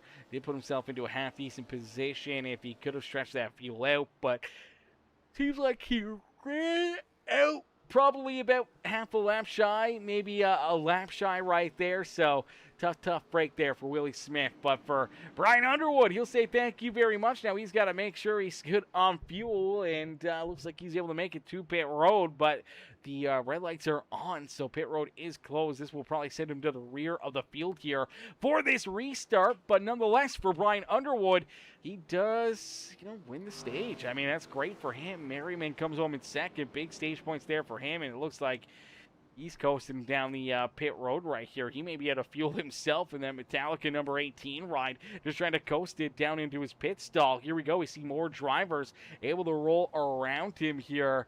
This is definitely not going to help his case out here this afternoon, but maybe trying to flip the stage here, save a little extra tire there, making it here to the end of the stage, but he's got to make sure he gets down to his pit stall here and keeps himself on the lead lap, and it's going to be really, really tough to do. His pit stall is just there in front of him. He can roll. He can try to cycle through the alternator there, trying to roll it over, may pull him forward enough to get there. There it is. He does hit pit lane, so the crew will go to work. They will try to get him fixed up and get him back out there, but obviously not the way you want to have that one kind of get played out. We'll take a look here. Here's Underwood down through corner 3 and 4. He will restart as our race leader potentially. I don't know. We'll have to wait and see how that scored, because he did pit as pit road was closed. Now, a few of these drivers looking to get wave arounds there, unfortunately went a lap down, and without everyone kind of cycling down pit road throughout that second stage, drivers like, I believe we're going to see drivers potentially like Abram Ghostin, John Sheen, Willie Smith, a few of these guys that were trapped a lap down out there, as Jimmy 3 times says they got what they wanted. Wrecked me. They wrecked you? What? Oh, they definitely did make some contact there with you. They definitely did make a little contact. But the car's still good. The car's still fresh. It's still in good shape here. So the battle's not over yet for Mr. Crider, and things can still go right for you, Jimmy 3 times. Things can still go right for you, Mr. Crider. You just got to stick with it. Keep your, your head on a swivel. Keep your mind focused, and stay locked in here, brother, because all it takes is one bad corner, one bad pit stop, and that could put that 31 right into a very, very tough position late in this race. But, yeah, tight racing there between yourself and Holder and Burke, and unfortunately there we did see that left front damage on the 5 ride, and unfortunately that did kind of affect the car there in that second stage, and just not able to give it everything you needed there. Trying to chase those guys down late in that race, late in that stage. As here we go, getting ready to get back after it. Our final stage of the day is underway. Green flag is in the air now. Let's take a look back here, because iRacing, given the 6 and the 09 a black flag here on this restart. So I'm not sure if by rule the restart was supposed to be in the restart zone, or if it's whenever the pace car's off pit lane or on pit road. But it looks like potentially a bit of a jump right here for Underwood. And that 09 right of Burke right there. I mean, that was way earlier than the restart zone, and they both take a quick launch, and I believe both drivers get a black flag right there. All right, I'm not too sure what that was all about, or if that was something else. Maybe iRacing was telling them to go to the back of the field, and they didn't. Nonetheless, we see Underwood's down pit road, and serving this penalty. He's serving this black flag. It looks like it's a stop and hold here now for Burke. I believe Burke has had that penalty removed, so they have taken away the black flag for the 09 ride of Wesley Burke. I think his fight was probably, hey, you know what? The 6 ride was the race leader, and he went, and he just went with him, and unfortunately, both of them got nabbed for maybe a little bit of a jump there, and luckily enough for Burke, his fight probably worked out there for him, got the black clear, and he's able to stick with it and stay as our race leader. So that's a great break for one of our championship competitors who would have hated to see that kind of come back and bite you in the butt and, potentially take you completely out of an opportunity to try to battle for this championship. But it's tough sledding here for a lot of these drivers, with Holder doing such a great job throughout those stages. I mean, mean, he was only one spot back behind the 0-9 rider Wesley Burke. So Burke did gain a point over him there in that second stage. But, I mean, he lost 2 points to him there in that first stage. So, I mean, he's still 18 points back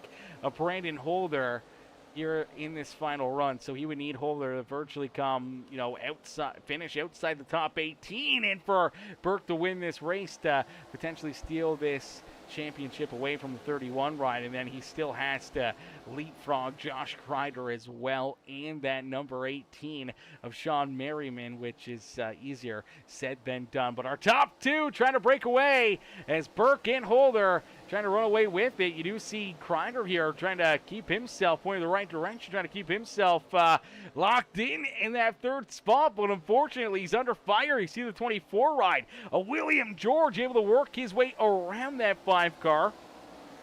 Now you see Jeremy Jeffries, Danny White's right there, ready to pounce, as well as Farrell Robbins and a few more of these drivers. Good to see Brian Cook up there. He's inside our top 8. He's looking strong here this evening. But for a lot of these drivers, man, I mean, final race of the year, a few big mistakes out there, taking some, fast cats potentially out of the running here this evening. You look back at Willie Smith, who's now scored a lap down. He is in the free pass position. You look at Jordan Grinder, he's a lap down. Underwood's now, I believe, 2 laps down, rolling back out on the speedway. So unfortunately there for Mr. Underwood, he came in hoping to try to win his 6th race of the season. Unfortunately, did not go his way. For Brookover, he's still a couple laps down here himself. There in the 17th position. Gaston's a few laps down back there in 18th.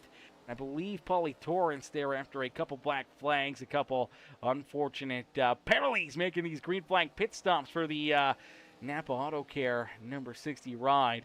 Finds himself about 4 or 5 laps down out there on the racetrack. So definitely behind the 8 ball. Definitely not the way he wanted to make his debut here. But obviously pit road mistakes will always come back to bite you. And that's obviously something that he'll have to try to work on here, especially for our 8th season coming up in just a few short weeks. You got to be perfect, not only out there on the racing surface, but you got to be perfect down pit road as well. If you want to try to put yourself into winning positions and try to put yourself into the spot that we see, Burke, Holder, Crider, and Mr. Sean Merriman here trying to battle for this championship and trying to put yourself into the winner's circle here multiple times on the season. And I think for Burke and Holder, I mean, there have been 2 of the best to do it here all season long. Both drivers have shown some really, really good speed, and at times it looked like both of them were kind of unbeatable. But here, obviously, in the final 2 races, I mean, a great race last week for 31 of Holder, and that's kind of leapfrogged him into the point lead and kind of has that good cushion coming into this race. Just has to, keep himself up here inside the top 2, top 3, maybe even just the top 5 all day long to try to put himself into the winning position, as we do see the caution flag fly. Our first yellow flag for incident here this evening. So the first yellow flag for a problem out there on the racetrack, and it looks like William George going to run into some problems here. You can kind of see right from here.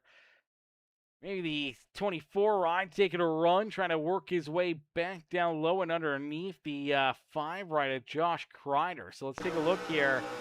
George shoots it down low, and it just looks like the 64 ride of Danny White probably just gets in there a little bit too far.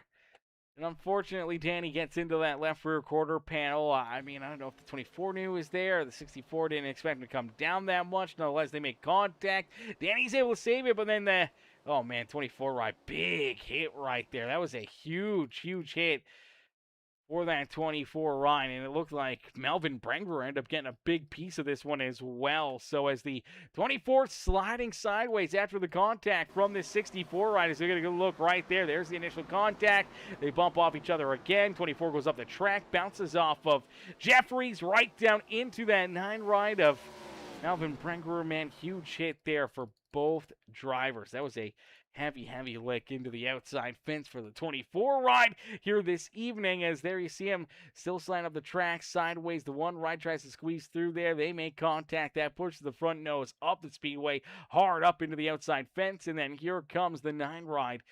just down and in through that back bumper of the 24 ride, man. Huge hit there for Brent Brewer. Huge hit for the 24. And unfortunately, that's going to put both of them back behind the 8-ball and having to use pit road, trying to get their cars fixed up and back out there onto the speedway here midway through this race, using those quick repairs up. But for Wesley Burke, he hangs on to the race lead. Holders there in second, Danny White in third, as Kevin Calkins, Josh Crider, Farrell Robbins rounding out the field here in this one, or the top 6 here in this one, as we do see Willie Smith was able to get the wave around here, so he did get the lucky dog. So Willie is back on the lead lap. Now he hits pit road, getting fuel, maybe a little tire there, but gets rolling back out onto the speedway. Jordan Crider now in the lucky dog position, I believe, for Underwood. Still a couple laps down. Same with Gaston and Brookover. Brookover is back down pit road here himself in that 7 ride, and Ollie Torrance, unfortunately, still multiple laps down back there in the 19th position as well. As they're going to get lined back up, they're going to get stacked back up and ready to rumble here once again as another restart here, roughly right around that 100-lap marker. Still a lot of racing left to go, but as we go back to Green Flag Racing, they will complete lap number 97. So 97 laps down. I believe it is only 70 laps left to go here in this one. 70 laps left to duke it out here on this season. And for Burke, Holder, Josh Crider, and Sean Merriman battling here for this championship this afternoon, man. It's going to be a lot of fun to see who comes away with it, who gets the claim and who gets the trophy here on the season of winning our 7th season of the Premium Stock Car Racing League. As here they go down and in to the Echo Park restart zone. We are back to battle here this evening from Nashville Super Speedway. As the sun is setting, the lights are turning on, and the fireworks are just getting ready to start here this evening. As out in front, man, big jump right there for the number 09 of Wesley Burke. Burke able to use it to his huge advantage here. Jumping out in front, opening a few car lengths between himself and Brandon Holder. Danny White rolls there in third as Josh Crider works his way back up into that 4th position and trying to race his way back up here, but there's some issues deeper in the pack. We see a few drivers going around here. No caution flag as of yet. It is still clean and green, no yellow flags. Everyone's able to keep on rolling. Unfortunately, one of those getting collected was Sean Merriman. Oh no, heartbreaker. Or one of our championship 4. Sean Merriman collected, no yellow flag. He tows it down pit road. It looks like his championship hopes just went out the window. Let's see if we can take a look at it here from Sean's look at it. Oh, there's contact between the 9 of Brenger and the 76 ride of Farrell Robbins. And the 9 kind of goes around again, back up the track into the 18. They get pinched into the outside fence. Let's take a look here at Brenger and the contact here with the 76 ride, because that looked awfully weird. I don't know what was going on there with this contact, but Brenger a little farther forward. Oh, just gets in there a whole lot deeper. I don't know if he's just trying to run it in deeper, higher up above this number 76. Potentially Farrell was trying to get down low and just kind of got in there and unfortunately misjudged it. Got into the back bumper of the 76 ride as he kind of gets straightened out, then trying to save it here himself and ends up snap hooking back around. And as it does snap hook around, unfortunately it comes right up the racetrack and into the lap here. Sean Merriman, one of our championship 4 competitors here this evening. Nowhere for him to go. That just pancakes him up into the outside fence. Jonathan Gaston gets some big contact into it, and a lot of these other drivers going around. There goes the 76 finally going around. The 60 ride right there. Paulie Torrance goes around as well, and unfortunately for a lot of these drivers, not the way they wanted that one to kind of play out. And for the 18, you can see how tore up that race car is, and luckily enough able to just get it down onto the apron right there into the infield grass. No caution flag, and unfortunately that's where we see him tow that thing down pit side, and as of right now still down there, still falling Oh, no, there he is. He's back out on the racetrack. Unfortunately, though, I believe as he crossed the line, he'll complete lap number 100 right here. Our race leaders are on lap 102, so he is 2 laps down as of right now. So being 2 laps down and now in a very, very tough position and even farther behind the 8 ball, trying to battle his way back into it. Unfortunately, it's looking like his championship dreams here are slipping away here lap by lap by lap. And for Burke, Holder, Crider, they run 1, 2, and 3. They're sitting pretty here at the front of the field and looking to slice and dice between one another here. Now for Holder, he's got to keep himself safe here. He's got to keep himself out of trouble, knowing that he's got the points lead. He's got the advantage over Burke and Crider, that he doesn't have to stick here with him. He doesn't have to battle with them, even if he gives up the race leader that second position, allow them to run away with it.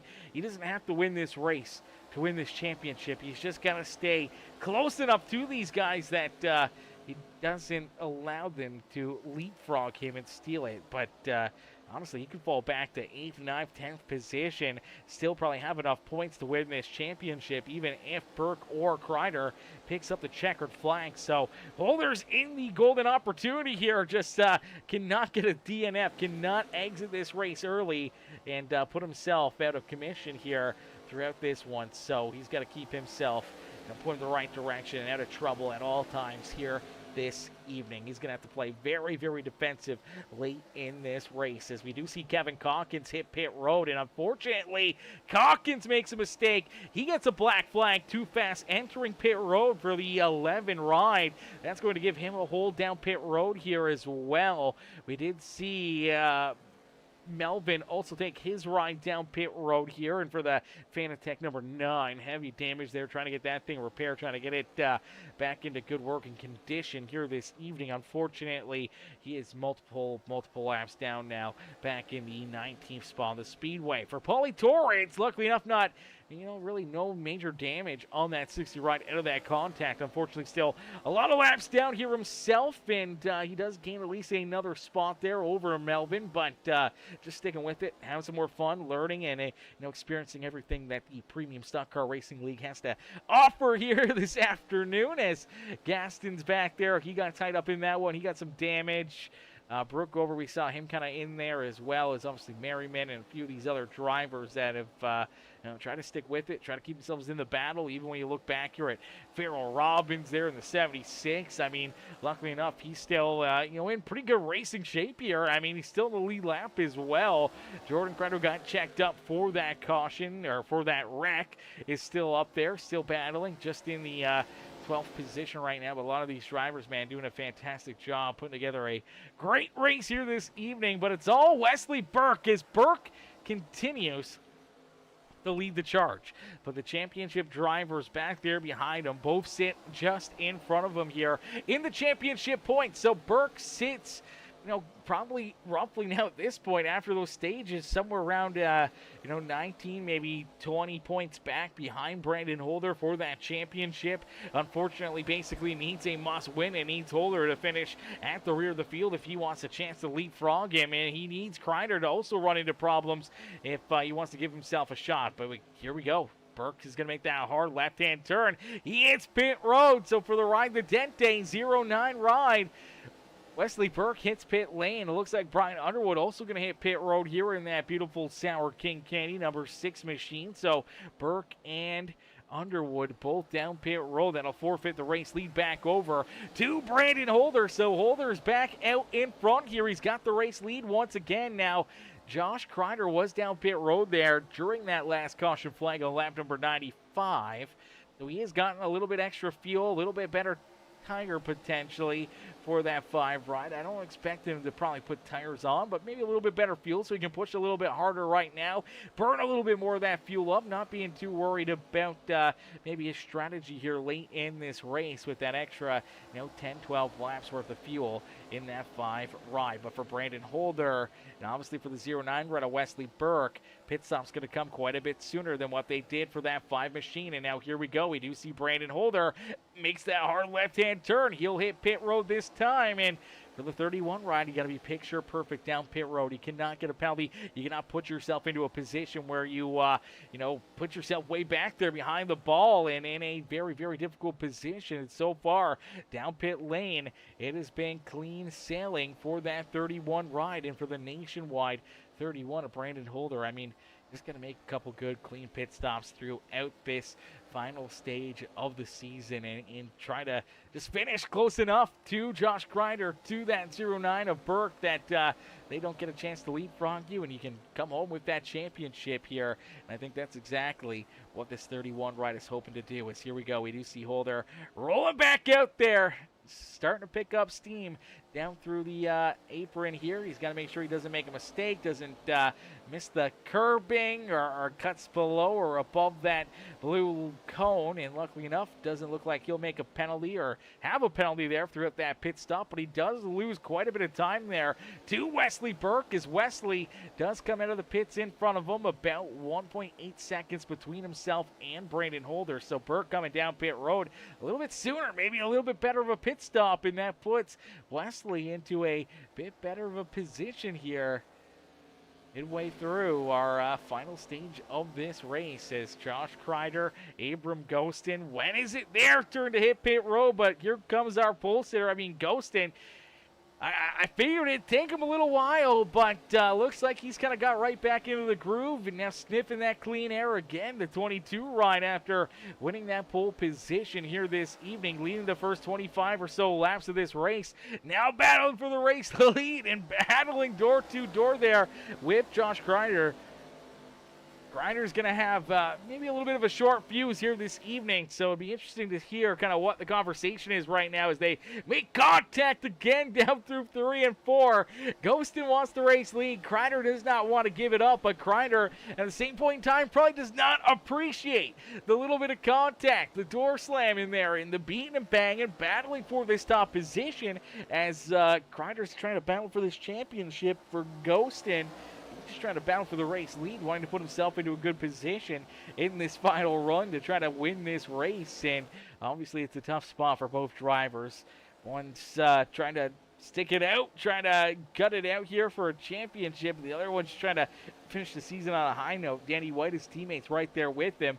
We'll see if Danny can maybe try to give a shove through that 22 ride, try to help propel him a little farther forward here and maybe be able to clear that 5 of Mr. Crider for the top spot out there on the speedway. But some great racing, some great battling here, door to door at the front of the field. Now, unfortunately for Josh, this is probably going to slow him down, and this could, unfortunately, set him back. Anything that he may gain or anything that he may think he's going to take as an advantage here throughout this run, unfortunately, maybe giving it all back here to Wesley Burke and Brandon Holder by, kind of battling door to door as hard as he is, and especially if they keep making contact, could definitely knock that, some of those wheels out of balance, could definitely knock, some damage into that 5 ride. So I think for Crider, that's exactly what I needed right there down to corner number 3. He was able to get in there deep, and now, hang on to it! Hang on to it, Josh! Him and Ghost to make contact again as Crider super loose down at the corner number 4. He's hit it in there deep. He tried to hold on to it, and now all of a sudden, here comes Brian Cook. Cook looking to try to battle. Now, here comes Ghostin trying to bounce back to his outside.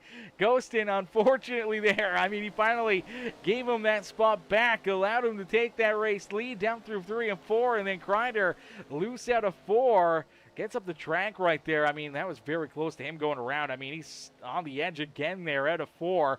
Luckily enough, able to hang on to it, able to keep that thing pointed the right direction. But all of a sudden, Brian Cook, John Sheen, a lot of these drivers hunting him down. You got to wonder if maybe, tire damage, wheel damage, something here to that 5 ride of Josh Crider. We'll have to wait and see as Abram Ghostin does take the 22 ride right down pit road. So he must have been feeling something. He makes this pit stop, and we do see Brookover, Paulie Torrance, Underwood all down there, as well as Kevin Calkins and Brenger still down pit side as well. Now, some of these guys have been down pit road for quite an extended period of times. Others are kind of just making their pit stops. We'll see if they get back into the action here. But for Brian Cook, he takes the race lead. So Cook out in front leapfrogs the 5 ride of Josh Crider. And Ryan Cook now leading the charge in the discount tire, number 78, Ryan. The 55 of John Sheen right there with him in position number 2. Jeremy Jeffries in third as here comes Josh Crider down pit side. So Josh hits pit road himself. Good entry right there. Does not make a mistake. Here comes Jonathan Gaston as well. Going to hit pit road. For Josh Crider, obviously now maybe a little extra damage to that 5 car.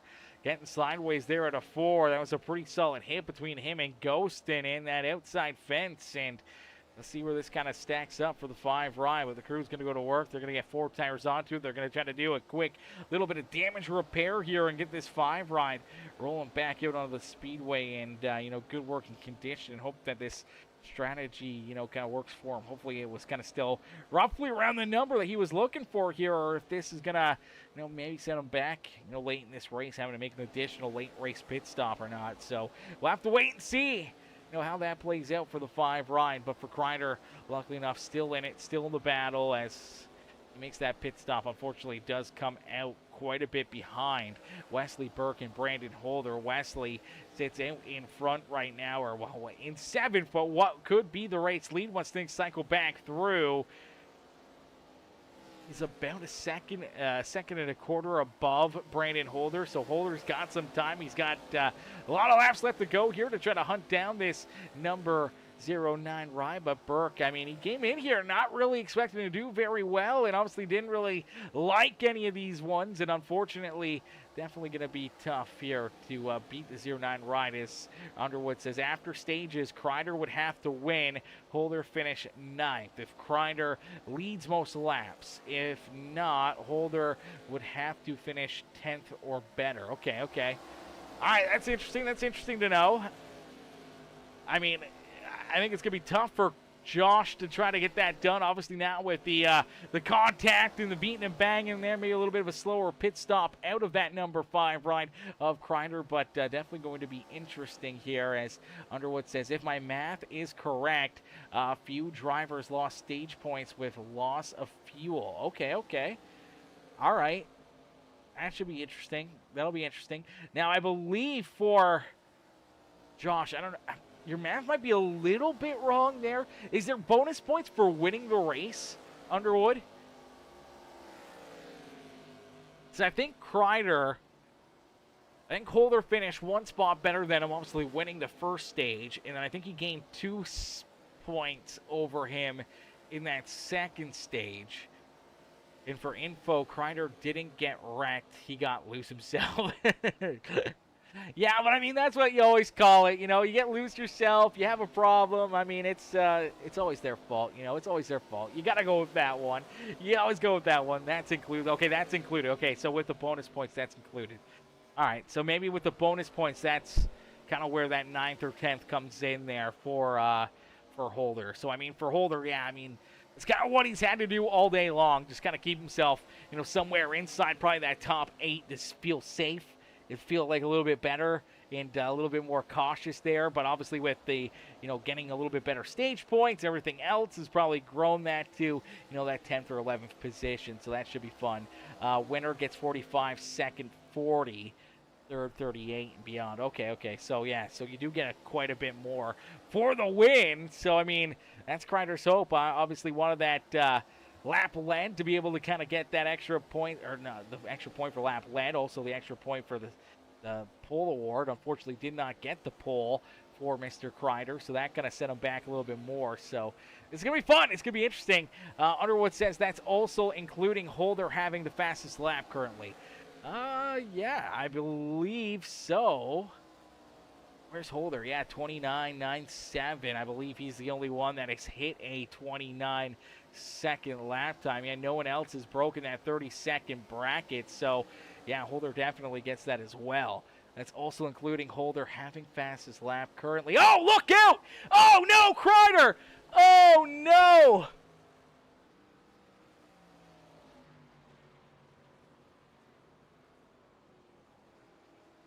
Well, there's your incident point.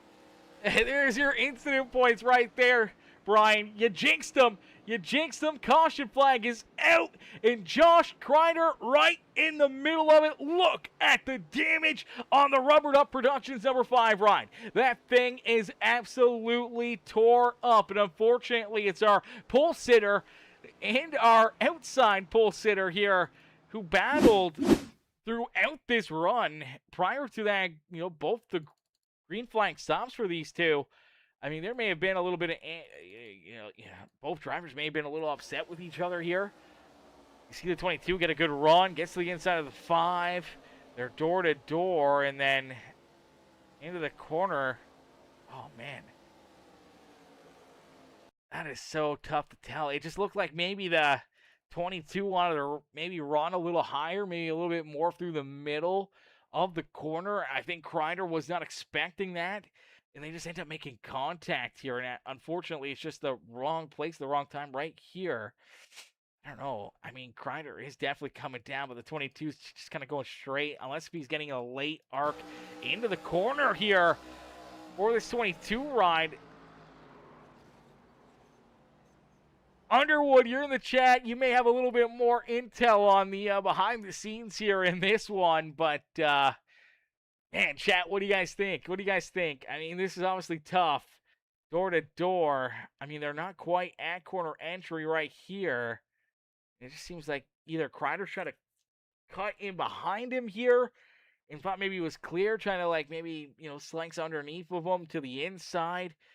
Unfortunately, nonetheless, I mean, he gets a piece of that right rear quarter panel, and it takes the 22 of Ghosted and himself hard up into the outside fence. Big, big hit here for both drivers. I mean, interesting to see the wheel here of Josh and see what he's seeing. Yeah, Crider got loose prior, corrected, and put the 22 into the wall. Yeah, that was prior. That was prior to the pit stops. We'll take a look back and see that, but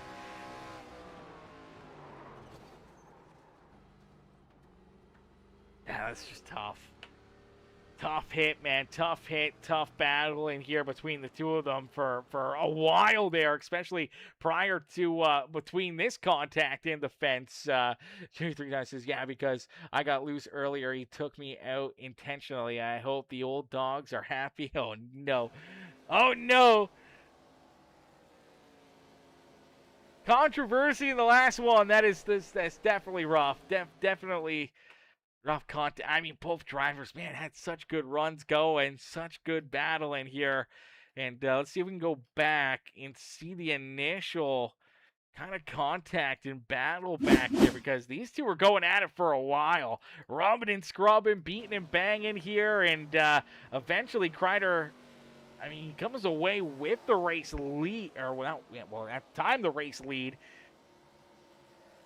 But this went on for a while, that they were door to door, that they were battling hard against each other here, and there was no let up. And right there, I mean, he was able to cut down in front of the 22. They continue to keep on battling. Actually, I think this is even prior to that. This is before their pit stop, or this is after their pit stops. Is it after? This is after their pit stops. When did they come down pit road here?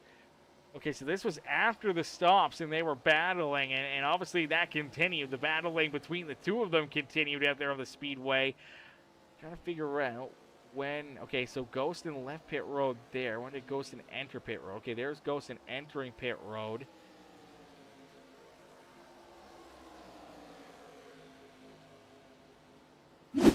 Let's go a little farther back here. Okay, so let's build up the lore. Let's build up the lore. Okay, so here's some more of that battling between these two.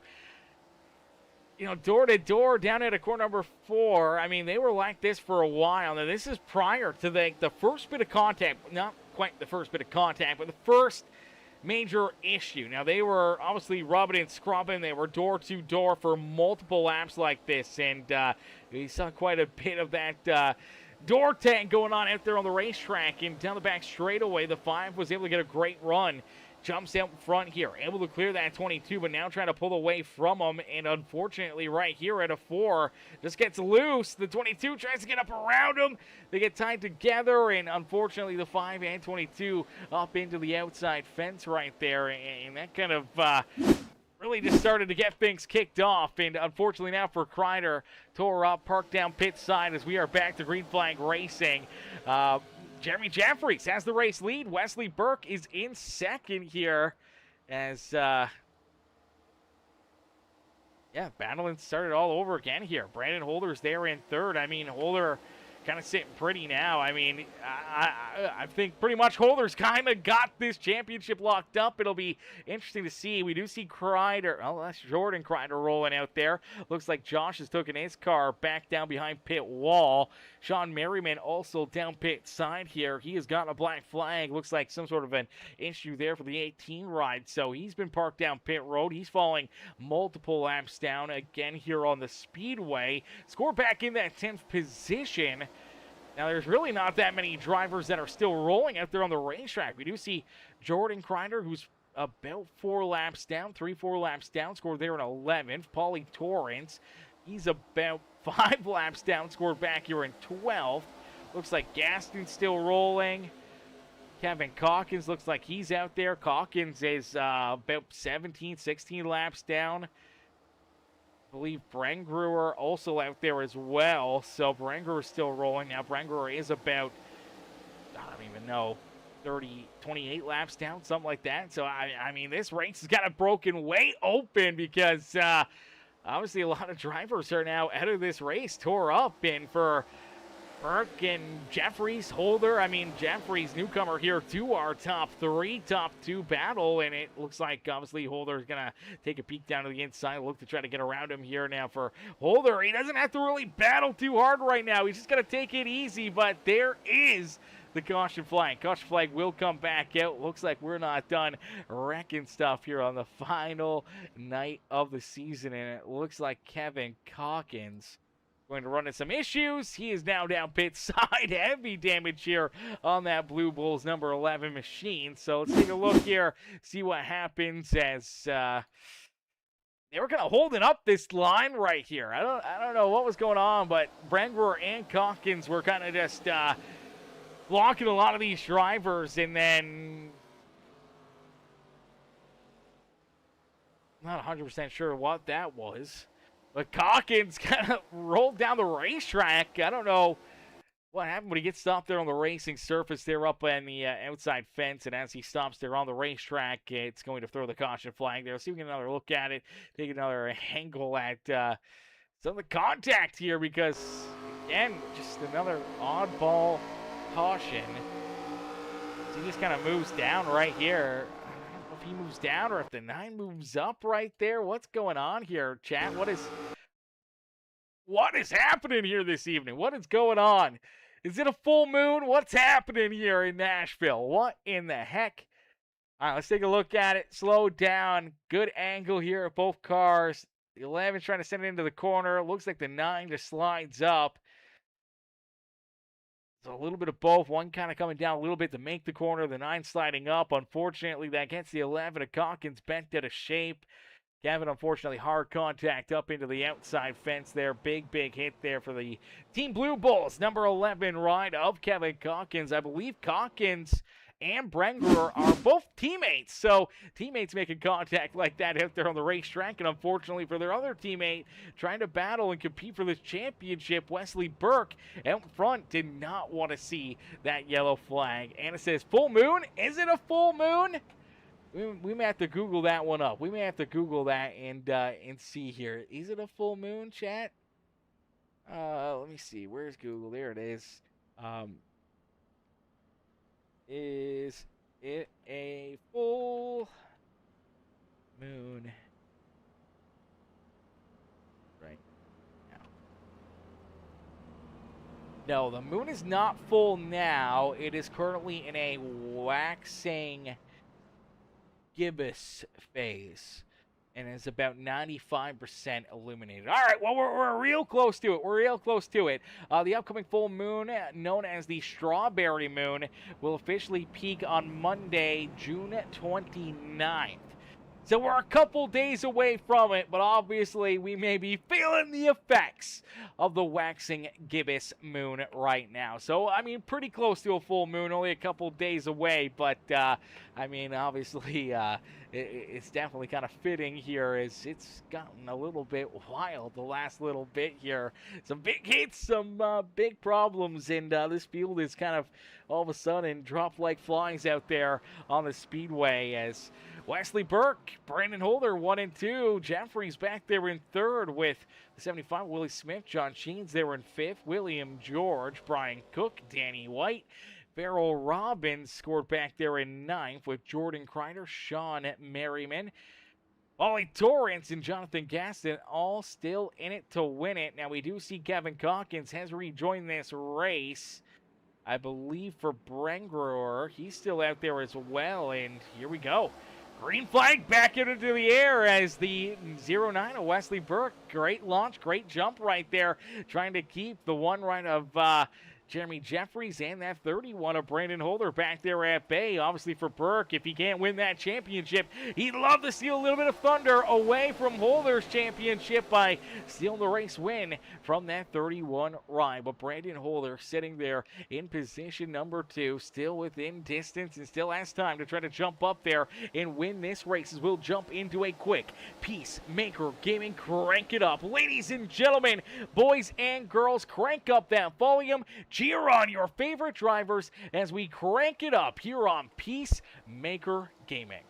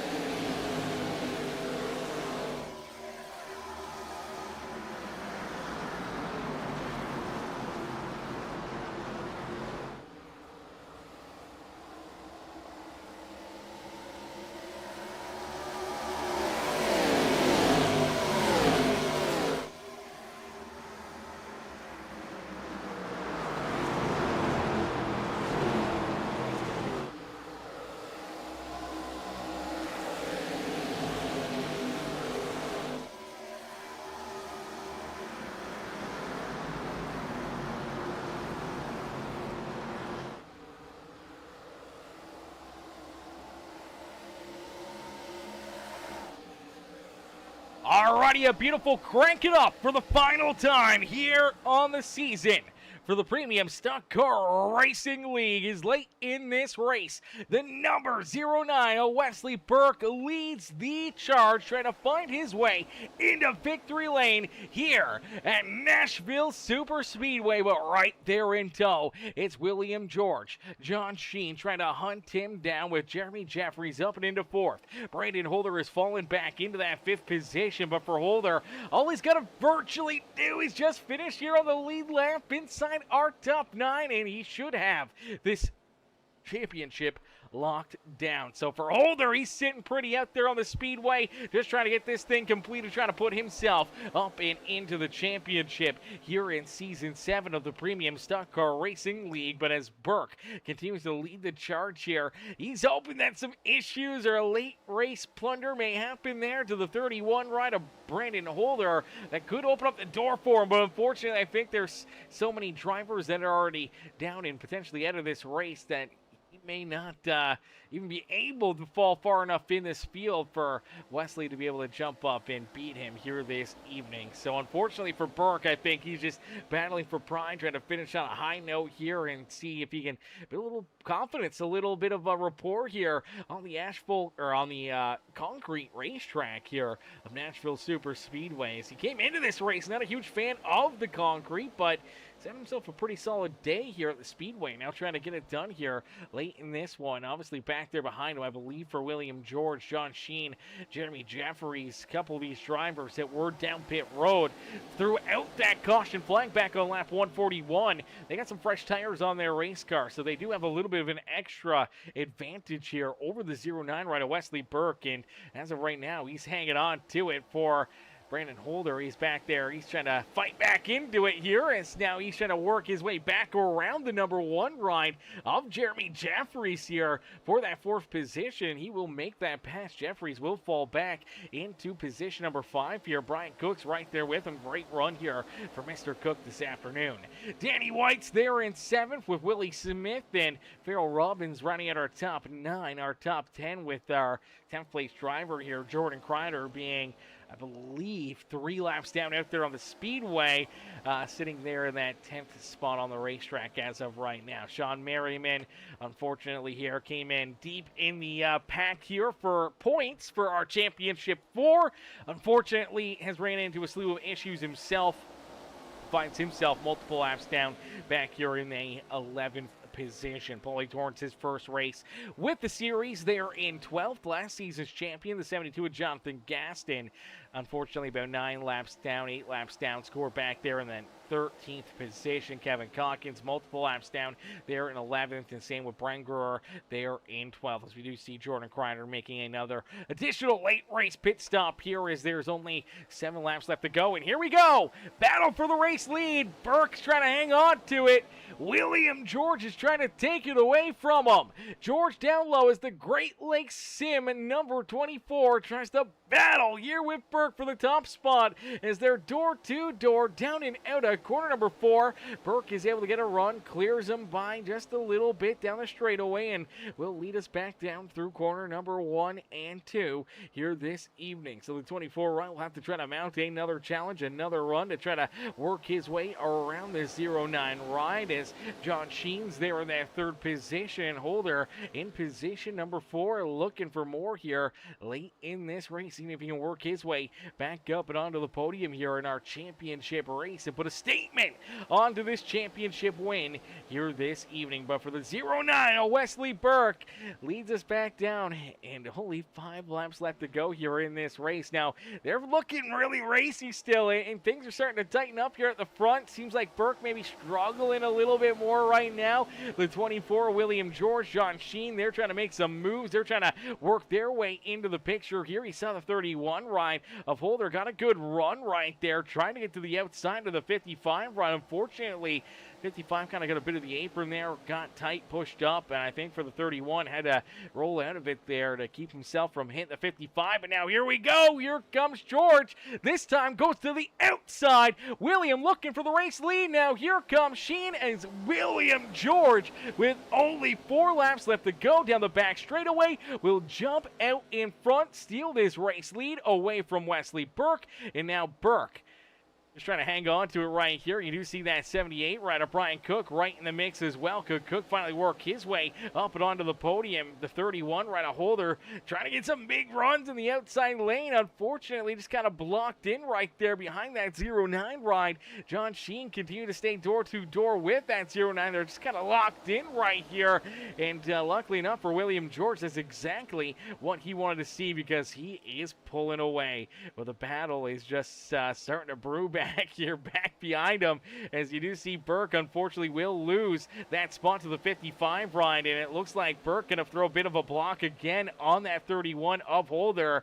I mean, nothing left in this race for, I think, either one of these drivers to try to win it, but Burke definitely kind of threw a bit of a block right there to try to keep that 31 back there at bay. I think Burke is just struggling right here and trying to prove a point that he could finish in front of that 31. If this was a one race win and you're in kind of deal, you win it and you win the championship, but 2 races, and unfortunately he's just not going to have enough as the white flag has been displayed. And for the Great Lakes Sim, number 24, a William George, he holds on to the top spot, and he will take us down in the back straightaway for the final time here this evening.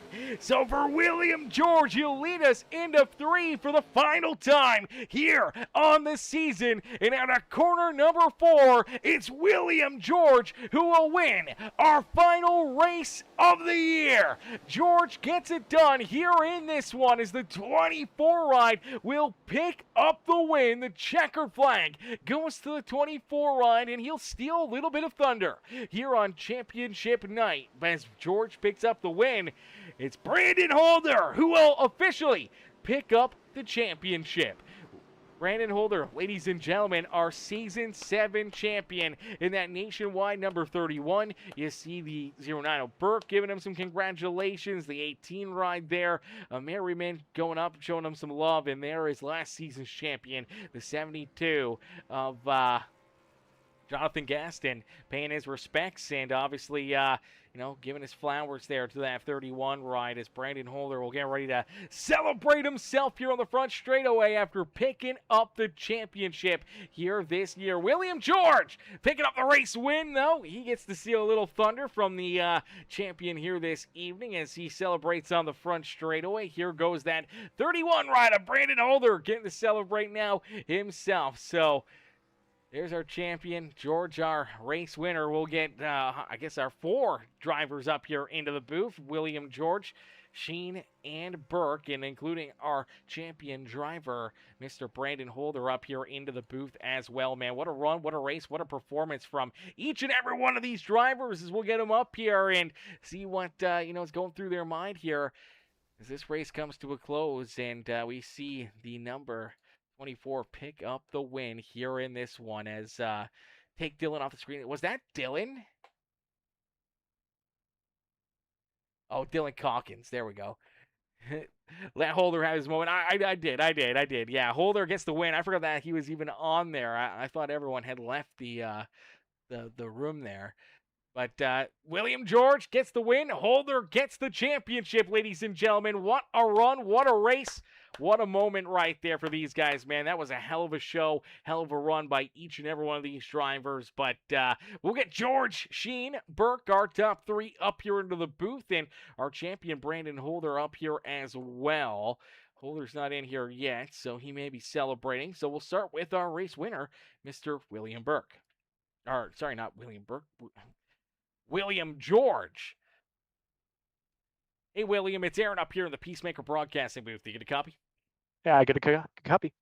William, man, what a run, what a race, man. Take us back through this one. What's going through your mind as you're able to finish off our season finale with a big dub in that 24 machine, brother? Take us back through what's going through your mind.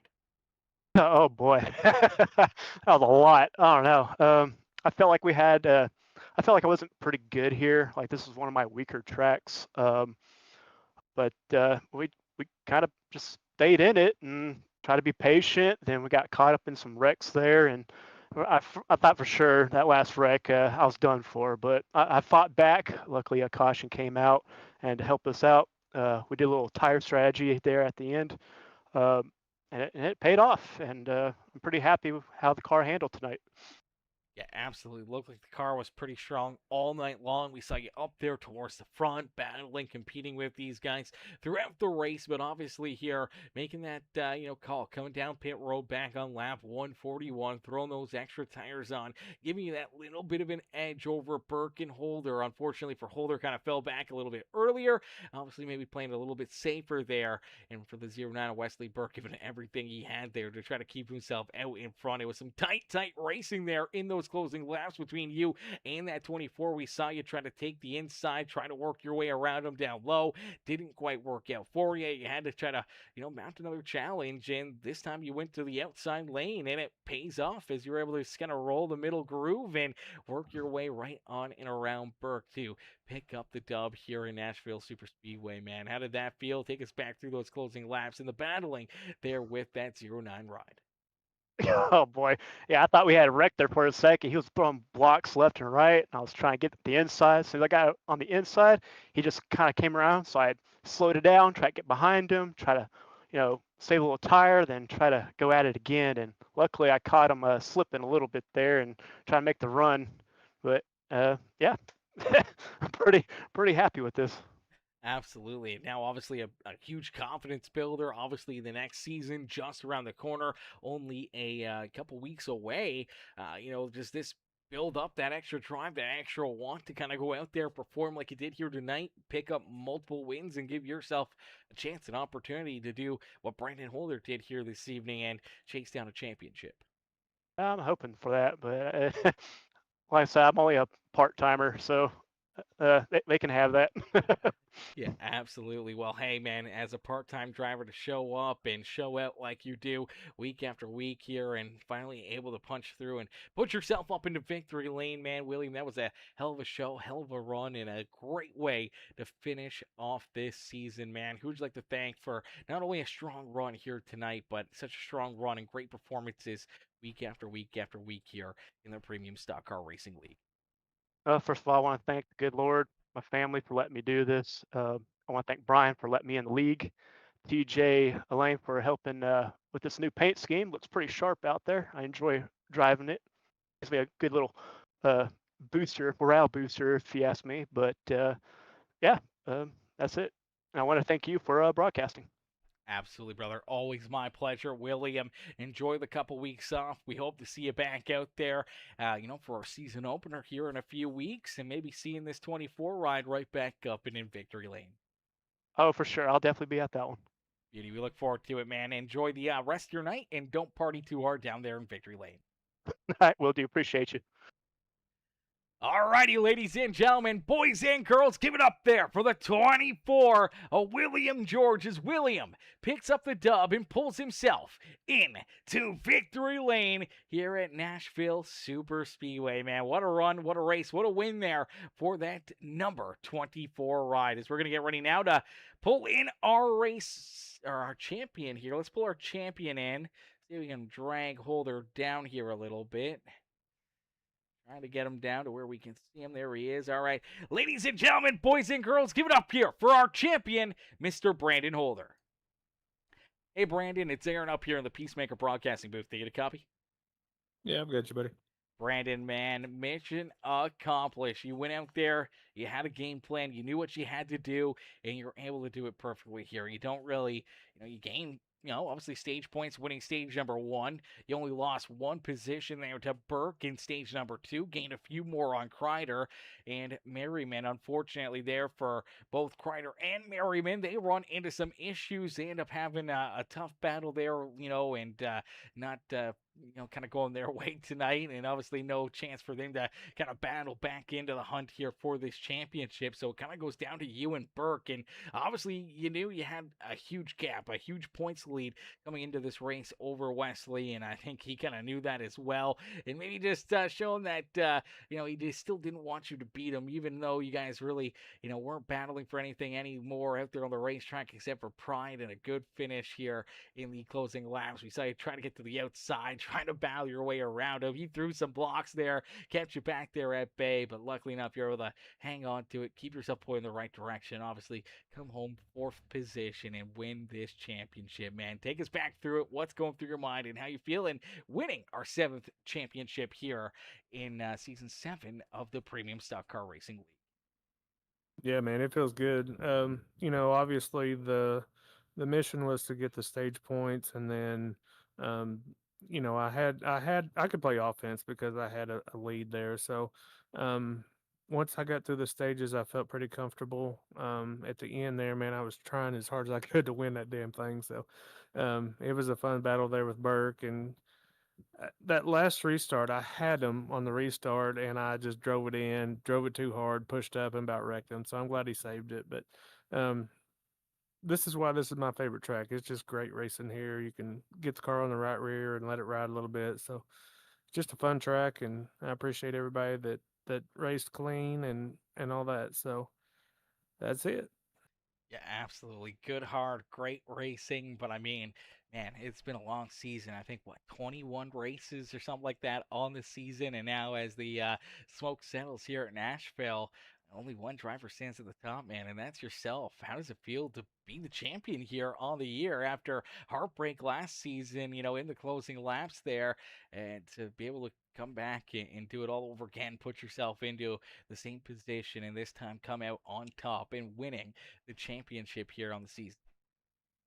I mean, it feels really good. It's some great competition. Obviously Burke won 100 races this year, it seemed like, and we're always chasing them down, but the consistency, we had a great race last weekend and he run into some trouble. So like I said, it just felt like I could be on offense a little bit. Just the stages were so important to get the points, and then, just come home with a good finish. But like I said, it I really enjoyed winning this championship because I felt like I put together a good season. I tried to run everybody clean, so it feels really good. Yeah, absolutely. And I mean, it's gotta feel pretty amazing. And it seemed like it was just, good, solid consistency, good, solid week after week after week performances out of that 31 ride. And it all comes to a perfect close here in Nashville as you win that championship here tonight. Brandon, who would you like to thank for obviously not only, the good run and good performance here this afternoon, but all season long in claiming this championship? Obviously, I want to thank the guys that put it on. I hear that Peacemaker's coming back next season, so glad to hear that. And then the schedule for next season is really, really good. So I look forward to running next year. Um, like I said, thank you, thank Brian, Josh, Wes, everybody that I ran with this season. It was just a blast, and I appreciate it. This is the only night that I get on this and race, so it's fun to come here and run with these guys. Yeah, absolutely. And hey, you know what? We're happy that you're out there. We're happy that at least your one night of the week you're able to jump in here, have some fun with some good, hard, clean, and amazing racing. And obviously being able to jump out there and compete at the level that you do and winning the championship, man. A huge congratulations on winning our Season 7 championship here in the Premium Stock Car Racing League, Brandon. And we can't wait to see you back out there and see if you can go out and defend that championship, maybe become our second two-time winner here of the championship in the Premium Stock Car Racing League, joining that 6th ride of Mr. Underwood as the only two-time winner potentially of this championship. I look forward to the opportunity. I think that, had he not had vacation, that he'd have been right up there with us. So I look forward to that. Also, I want to thank my guys at Club Boxx, Brad and Dustin and Ryan. I hope they get back running with us next year, and we can build up a bigger field and just keep on rolling. Things are looking good here. Absolutely, brother. We look forward to it and look forward to seeing you back out there in just a few short weeks for the start of season number 8. Brandon, enjoy the rest of your afternoon, enjoy the night, and again, congratulations on winning the championship. Thank you, sir. Alrighty, ladies and gentlemen, boys and girls, give it up there for our champion here in the Premium Stock Car Racing League, Mr. Brandon Holder, as Holder picks up the championship here. And hell of a run, hell of a show for that 31 run, especially in these last 2 weeks, really coming to life and putting together 2 great races and claiming the championship here in Season 7. We look forward to seeing what he's got in store for us again next year, and so we'll get ready now to pull in our second place finisher of the race here this evening, the number 55 of John Sheen. Hey, John, it's Aaron up here in the Peacemaker Broadcasting booth. Do you get a copy? Yes, sir. How's it going? Not too bad, John, man. Great run, great race for yourself here tonight, man. Obviously, a little bit of tire strategy later on to navigate your way up into a very solid second place run, man. Take us back through it. What's going through your mind as you're able to finish off this season on a high note with a very solid second place drive? Yeah, man, that was kind of the plan there. We said, we got another set of tires. If there's a late caution, we'll go down and take them tires, because it's been staying green for the most part. So then we got that caution, went down, took tires. We knew we had enough fuel and just running hard to the end. And it worked out. There was some good racing with Wesley and George there. It was a lot of fun.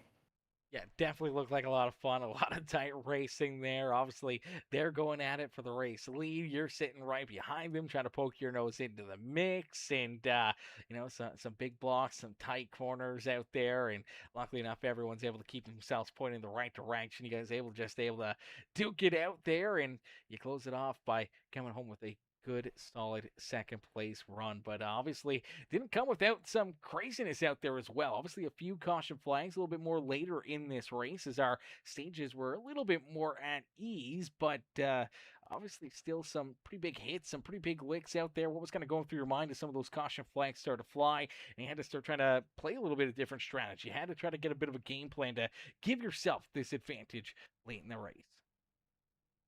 Yeah, I mean, the strategy is kind of the same every race. Try to stay clean, for the majority of it, especially early on. It's a long race. You want to try to keep your nose clean. And I notice a lot of these races in this league is a lot about fuel and fuel strategy. That first stage, I tried to save fuel and make it to the stage without having to pit and all that kind of stuff. Actually, the second stage, I'm sorry.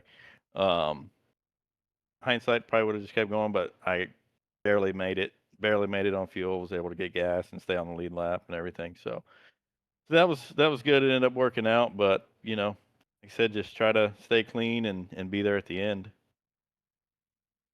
Yeah, absolutely, and that's exactly how it plays out for you. You parked that 55 right up here on the podium here to close out the season. John, who would you like to thank for not only a good, solid, strong night here in Nashville, but all season long? Man, shout out to you guys. Y'all put on a good broadcast. Always fun to go back and watch. Shout out to the admins of the league. It's been fun. Me and some of the other guys like Brian Cook, Willie Smith, Isaiah Adams, and stuff. We all joined late in the season, kind of middle of the season, and we came across this league, and so far it's been fun. So shout out them guys. Shout out Willie and Brian and all those guys. It's been fun, man. Looking forward to the next season. Absolutely, brother. Well, that's always the goal. Jumping out there, having some fun, enjoying your Saturday night here on the simulator, and just some good, hard, solid racing action. We can't wait to see you back out there in action for season number 8. Maybe a few more trips up here into the broadcast booth. Maybe one of these nights finally see that 55 right up here in Victory Lane. Yeah, I hope so. Beauty. John, enjoy your couple weeks off, and we'll see you back out there in a few short weeks. All right, thank you. Alrighty, ladies and gentlemen, boys and girls, give it up there for our second place finisher, the 55 of John Sheen, as we get ready now to pull in our third place finisher, and I believe Quick maps right here. I believe probably second in our championship points as well. The number 09 of Wesley Burke. Hey, Wesley, it's Aaron up here in the Peacemaker Broadcasting booth to get a copy. No. Well, you answered, so you definitely had to. Wesley, man, No. obviously, you knew what you had to do. You knew you had to have some luck here on your side to try to win the championship. Didn't quite work out your way, but here late in this race, obviously a little bit of tire strategy there at a William George and John Sheen. They're able to use it to their advantage to work their way around you, steal potentially the race win away from you, but still a really good, solid run for you, man. Solid drive all night long at the 09. Take us back through what's going through your mind here as the smoke settles here in Nashville. Yeah, I mean, I did everything I could. I messed up in stage one a little bit I got caught up with William George. I tried to send it to his inside to clear him so I could get away from Holder. And then I ended up getting loose, and then Holder ended up getting around me. But that part sucked because he went on to win the stage. I did end up getting second after Crider and then Marek did the line. They gave me second place points, but it didn't really matter.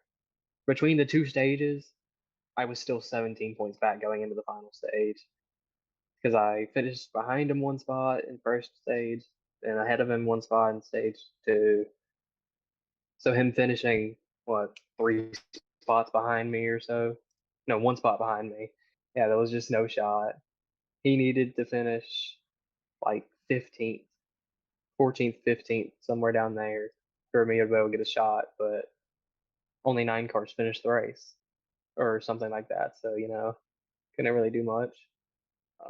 Tried everything I could with strategy. I was going to take 2 tires on the final green flag stop, but then we got a caution around the time a little bit earlier than I would have liked to pit, but then we got another caution, which allowed me to save enough fuel. So, Yeah, absolutely. Fuel, tires, always a game plan here at Nashville, and obviously just getting those late race tires there for William George and John Sheen. They're able to jump up there and steal this win away from you, and any additional points they may have been able to gain on Holder, make that point battle maybe a little bit tighter there, and have Holder sweating a little bit more late in this race. But I mean, obviously, just 5, 6, 7 lap Holder tires over George and John. They were able to just get after there in some tight racing. You were pushing as hard as you could. They were pushing to try to steal this win away from you. And obviously, William was finally able to work his way on your outside to take that top spot from you there in the closing laps. John there able to sneak by you as well. But you're able to hold on still for a very solid third place run, man. Take us through, obviously, those closing laps and the tight battling there with William George and John Sheen. I mean, so I don't really like concrete tracks, especially at night, because as soon as the lights turned on and it was nighttime, there was just no grips in the fronts, and it got super, super tight. It's like the rears just became locked to the racetrack, so the fronts just started sliding. So at the end of stage one, my right front was 66, my right rear was 64. At the end of the race, that final run, my right front was 66, my right rear was 75. So it just completely burnt the right front off because it just was too tight for me. But that just allowed them to get right on me. Plus, they had draft on me and the pressure tires. And yeah, I tried everything. I threw a huge block there with about 5 to go and went to the grass, but I wasn't able to get block back up in time. So he got to my outside. And once he got to my outside, that was pretty much it. Yeah, at that point, that's all she wrote. And he's able to sail off into victory lane here at Nashville. You end up rounding out our podium, and I believe by the points, it would probably be really tight. You may have been able to leapfrog Crider there for the second position officially in the point standings. But nonetheless, man, obviously a good run, a solid day here at Nashville for you with a third place finish, and obviously a good season being a part of that championship four, and obviously not coming away with that championship, but still a heck of a year, man, for you, Wesley. Take us, who'd you like to thank for a great race here tonight and so many great races all season long? Yeah, I think I got second because I was 17 points back and he wrecked out. But yeah, love to thank you for putting on these broadcasts and for coming back next season. Obviously, I thank Josh and Brian. Blanked out there. Sorry, Brian. I had to thank them for putting on this great league. It's fun to come out here and run, especially with being later, so I can still go to work and come back home in time. And obviously, gotta thank Premier Racing Setups. They have amazing oval and dirt oval setups, best in the business. You can use code BERG15 at checkout to get 15% off your single setup orders. Beauty. Well, Wesley, man, heck of a race, heck of a year for you, man. We can't wait to see you back out there for season 8 of the Premium Stock Car Racing League and see if you can put yourself right back into the same position, right back into the same battle here, going after, a championship again in season number 8. Maybe this time being a little bit luckier, maybe not a bad first race and putting yourself into a position where you have that upper hand in the point lead coming into the final race and seeing if you can, get it done here, in I guess probably about 4 or 5 months when we finally see our championship there for season 8. Yeah, still no championship in all these leagues I've done, but I'll get one eventually. Hopefully I don't become like a what's his name, Carl Edwards or not Ryan, Mark Martin. That's who it is. Hopefully I don't become Mark Martin or Denny Hamlin or something. Yeah.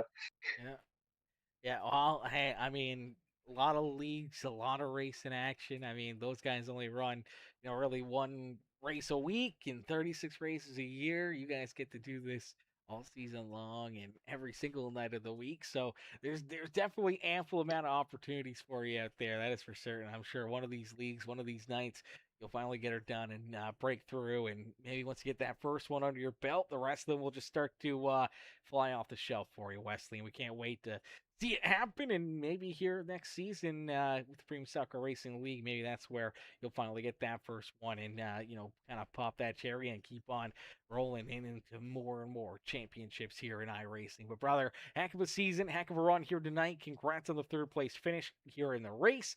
Congrats second place on the points in the standings, and we can't wait to see you back out there in a few short weeks for the start of season number 8. Yep, can't wait to watch these broadcasts back. Alrighty, ladies and gentlemen, boys and girls, give it up there for our third place finisher, Mr. Wesley Burke. As Wesley comes home in that third position, man, great run, great drive, great performance there for that number 09 ride. Unfortunately, though, that's going to do it for us here this evening, man. Huge shout out to each and every one of these drivers. An amazing night of racing action. A lot of great battling, a lot of back and forths, and some craziness out there on the racetrack, always to be expected, but always fun to watch. And we can't wait to see the Premium Stock Car Racing League back into action, back into the battles here again in season 8 in just a couple short weeks. But thank y'all for watching. Thank y'all for tuning in. We'll see y'all back here in the next one, man. Peace and love, ladies and gentlemen. Peace and love. Tires squeal, victory's close, you can almost feel. Pulse is wild, the finish looms. The checkered flag, it seals the room.